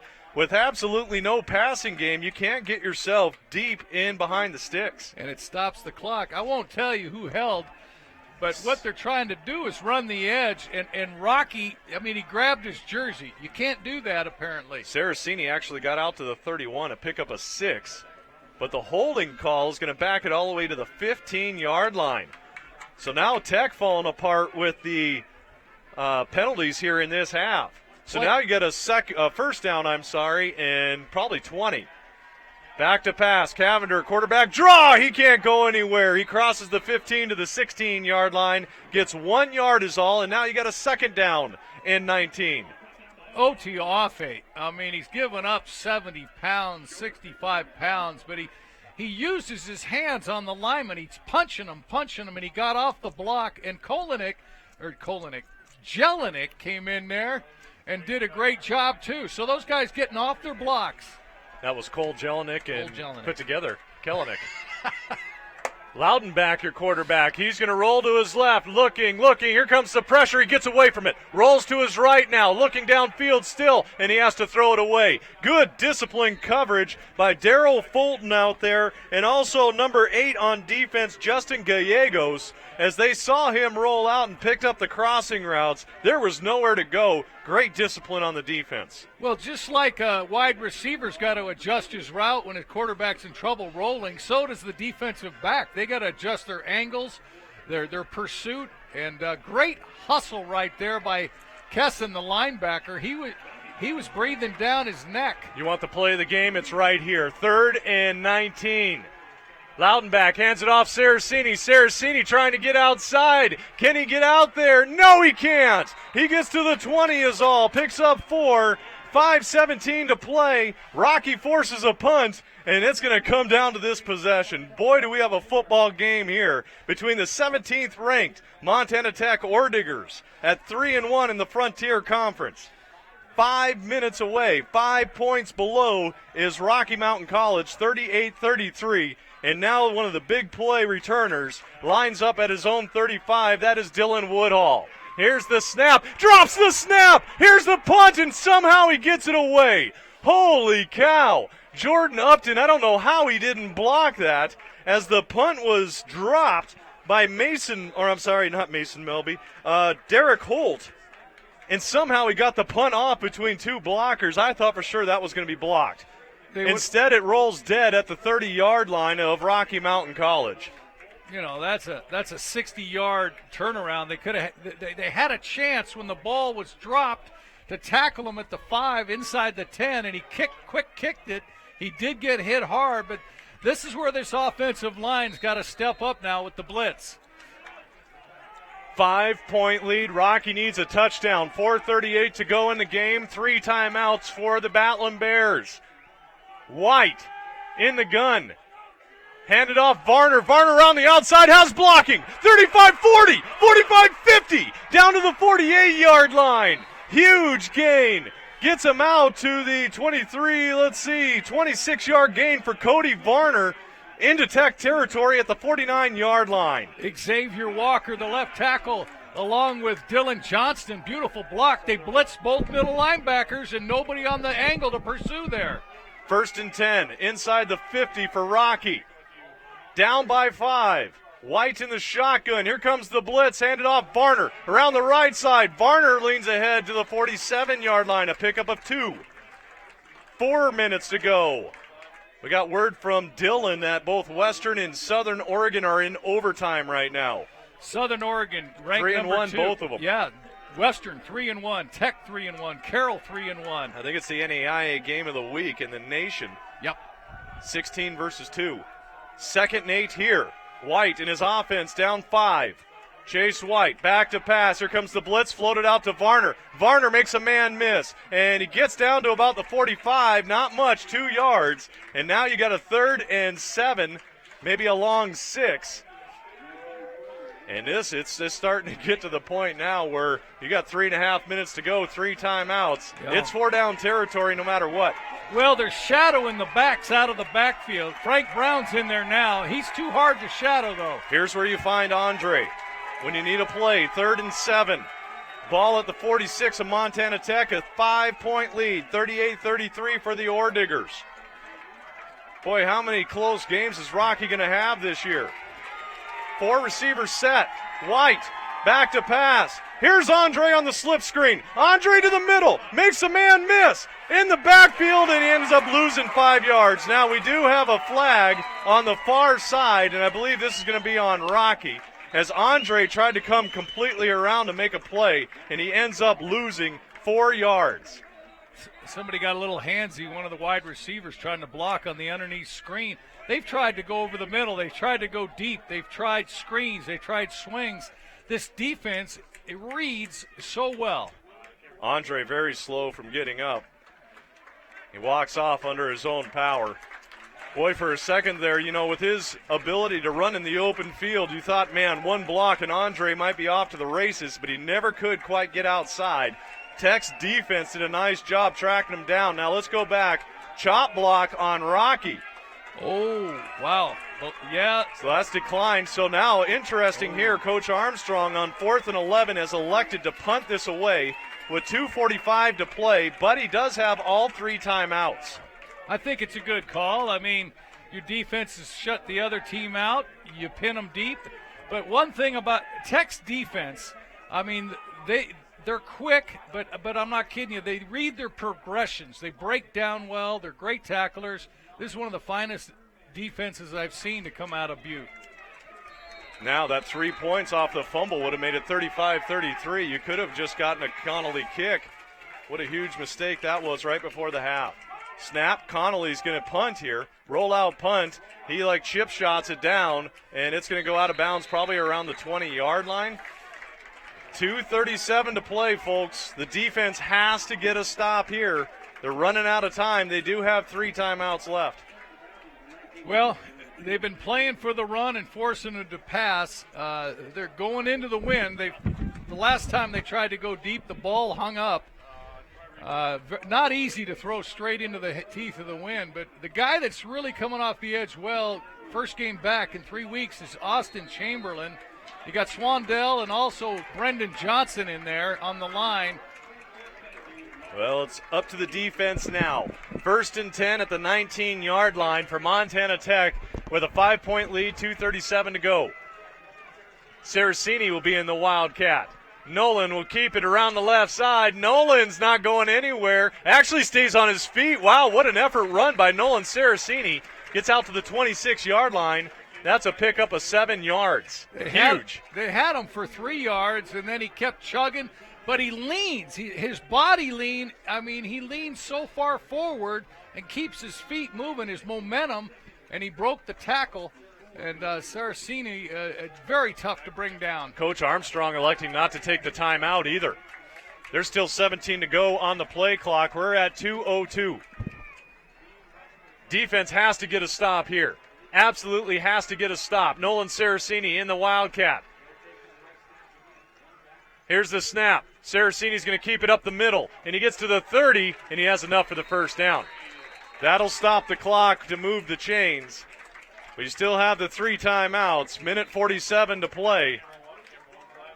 And I think Rocky will take 1 timeout right here. 1:47 to play, 5-point lead. We'll be back in 30 seconds.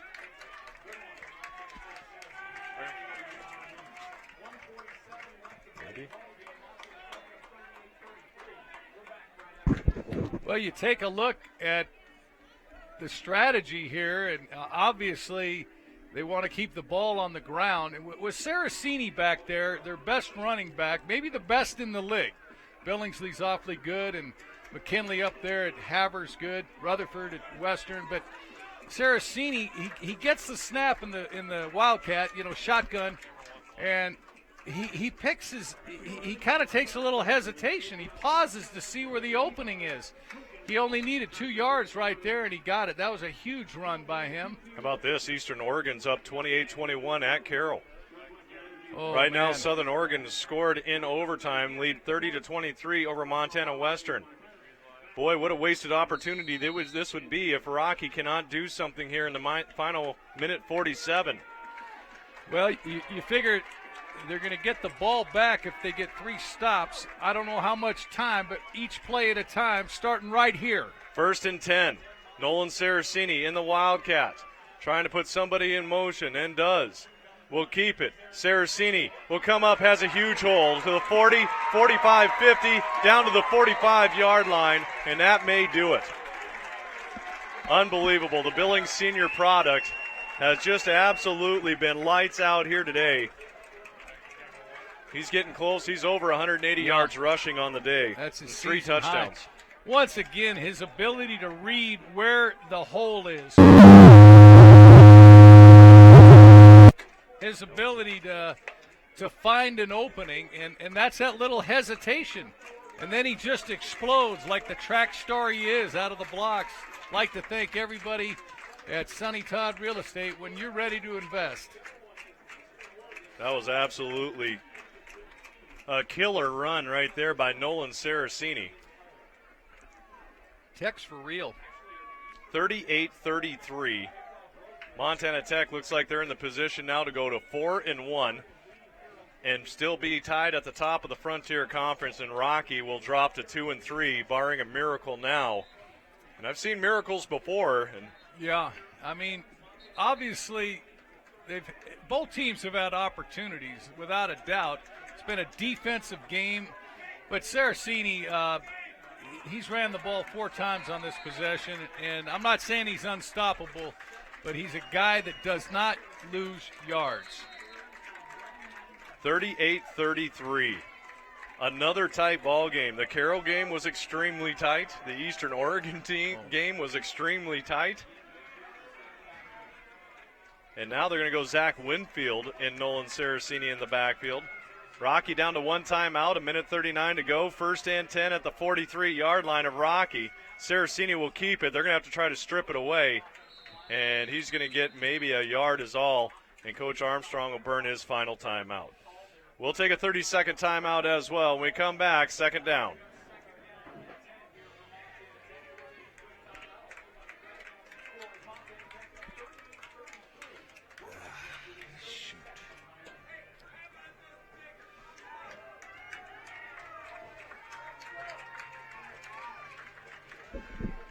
What's that?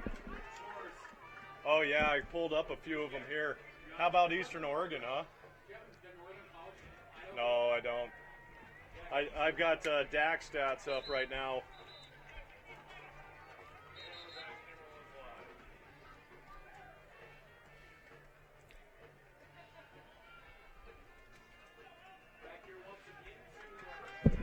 All right, Rocky now out of timeouts. Down 5 with 1:33 to go. 2nd down and 10 from Rocky's 43-yard line. They need a miracle now. Nolan Saraceni will play the Wildcat. He's got over 180 yards rushing today. They'll put Martinez in motion. Fake it to him. Nolan Saraceni will keep it, and he'll go down a loss of 3 yards. But Rocky's helpless to stop this now. It'll be 3rd and long, and this clock's going to tick all the way down to about 45 seconds before they have to snap it. Yeah, really. So that's probably it, really. Yeah. You know, they can kneel on it. Yeah. And I don't know if Rocky can do anything about it. No, if they do get it, I don't think they'll punt. Well, maybe they will if they don't get the 1st down here. It's going to go all the way down to 47 seconds if they take a penalty or whatever they're going to do, and it's a 40-second play clock. So basically there'll be 7 seconds left on the clock if they do decide to just run it all the way down. So and then it will come to a punt return, really. Yeah, and it's, Rocky, certainly they punted the ball with over 2 minutes and I think 45 seconds left, 3 timeouts, but not able to stop Saraceni here. But the one good thing is there's still a chance for Rocky fans. You don't ever know. It would take a big miracle. If it happened, it would probably be the biggest miracle I've ever seen. And that's not to be negative, but really, if you look at it, 48 seconds to go. You got a 25-second play clock.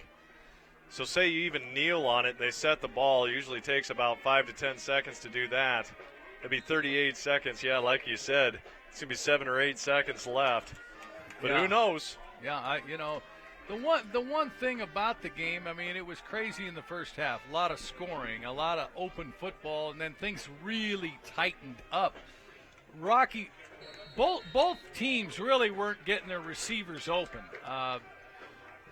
Really good defensive back play today. Outstanding coverage. Nolan Saraceni on the day, 32 carries, 188 yards, and 3 touchdowns. Clay Cavender, 13 carries, 94 yards. Those two have just been battling bear killers, even though they haven't scored a single point here in the second half. Amazing. All right, here we go. Loudenbach's actually going to throw. Rolls to his right. Here comes the blitz, and he's just going to take the sack smartly with 43 seconds to go. And now you got a 40-second play clock. It's over. Yeah, that's it's over. That's it's it, 4th folks. down, and the clock is rolling right now. And, the game clock's at 30. Yeah. What are they stopping the clock for? Well, if he would have thrown the ball incomplete, the clock would have stopped. But now they're looking at the clock. Technically, it is over. It should just run down. Right now the game clock says 20 seconds and the play clock says 36 seconds. So that's the ball game. So Tech comes in and gets a huge victory without their first or second string quarterbacks. Now, the officials are talking something over. I don't know what they're talking about, but really the clock should still be rolling, and the play clock is more than the game clock, so it should be over. Well, you know, the thing is, when the play ended, there was X amount of times on the game clock. It was about the same as the play clock. So, I mean. All right, now, well, here you go, Mark. They're explaining it right now. Okay, so I think they said that as soon as the play was called dead, there was 42 seconds on the game clock. There you go. The play clock was at 40, and it hadn't started yet. The game clock started before the play clock did. I apologize. So you're actually looking at a 2-second difference right now. Rocky will get a chance to do something. Wow, wouldn't that be something if it should happen? Well, they have 2 seconds. Well, you know, it's fourth down. Or they will have 2 seconds. All they got to do is snap the ball. Yeah, and run around and they're run not the timeout. obviously they're not going to punt. So, yeah, I thought there'd be 7 seconds. What is going on now? But there should be 2 seconds on the. There should be 2 second difference, and now they both say 31, so it should be 33 and 31. So basically, they just got to take the snap, take a knee, and that's it. But really a tough one to swallow for Rocky. They shut him out here in the second half, and really a hard hit in second half defensively. Nobody gave an inch. So now what is going on now? Tom, the call now is that the referee decided he's going to take the game out of the game clock guy's hand. He's going to put 3 seconds on the game clock. There will be no play clock. So Tech took a timeout. Tech's going to have the opportunity probably just to run the play, run around in the backfield for 3 seconds, and lay down on the ball. So that's what it's coming down to. So really what this whole game's coming down to is Rocky's inability to get a stop in that first half, really. You know, and that's it's hard to say that, you know, so early in the football game, but you look back, if you just make a stop on one of those possessions, the onside kick actually came to Montana Tech's favor. Getting that extra possession may have been the ball game as well because they scored on that possession as well.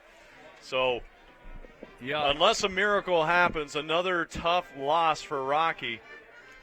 In games, quite frankly, they should have won. This one here and then the Carroll game at Carroll. So a lot of what-ifs this season in 2015. So here we go. So 3 seconds left. Like Jesse said, there's no play clock. So Loudenbach's going to line up in the shotgun, and all he's got to do is run around for 3 seconds, and there he runs around, and now he's just going to fall down, and that should be it.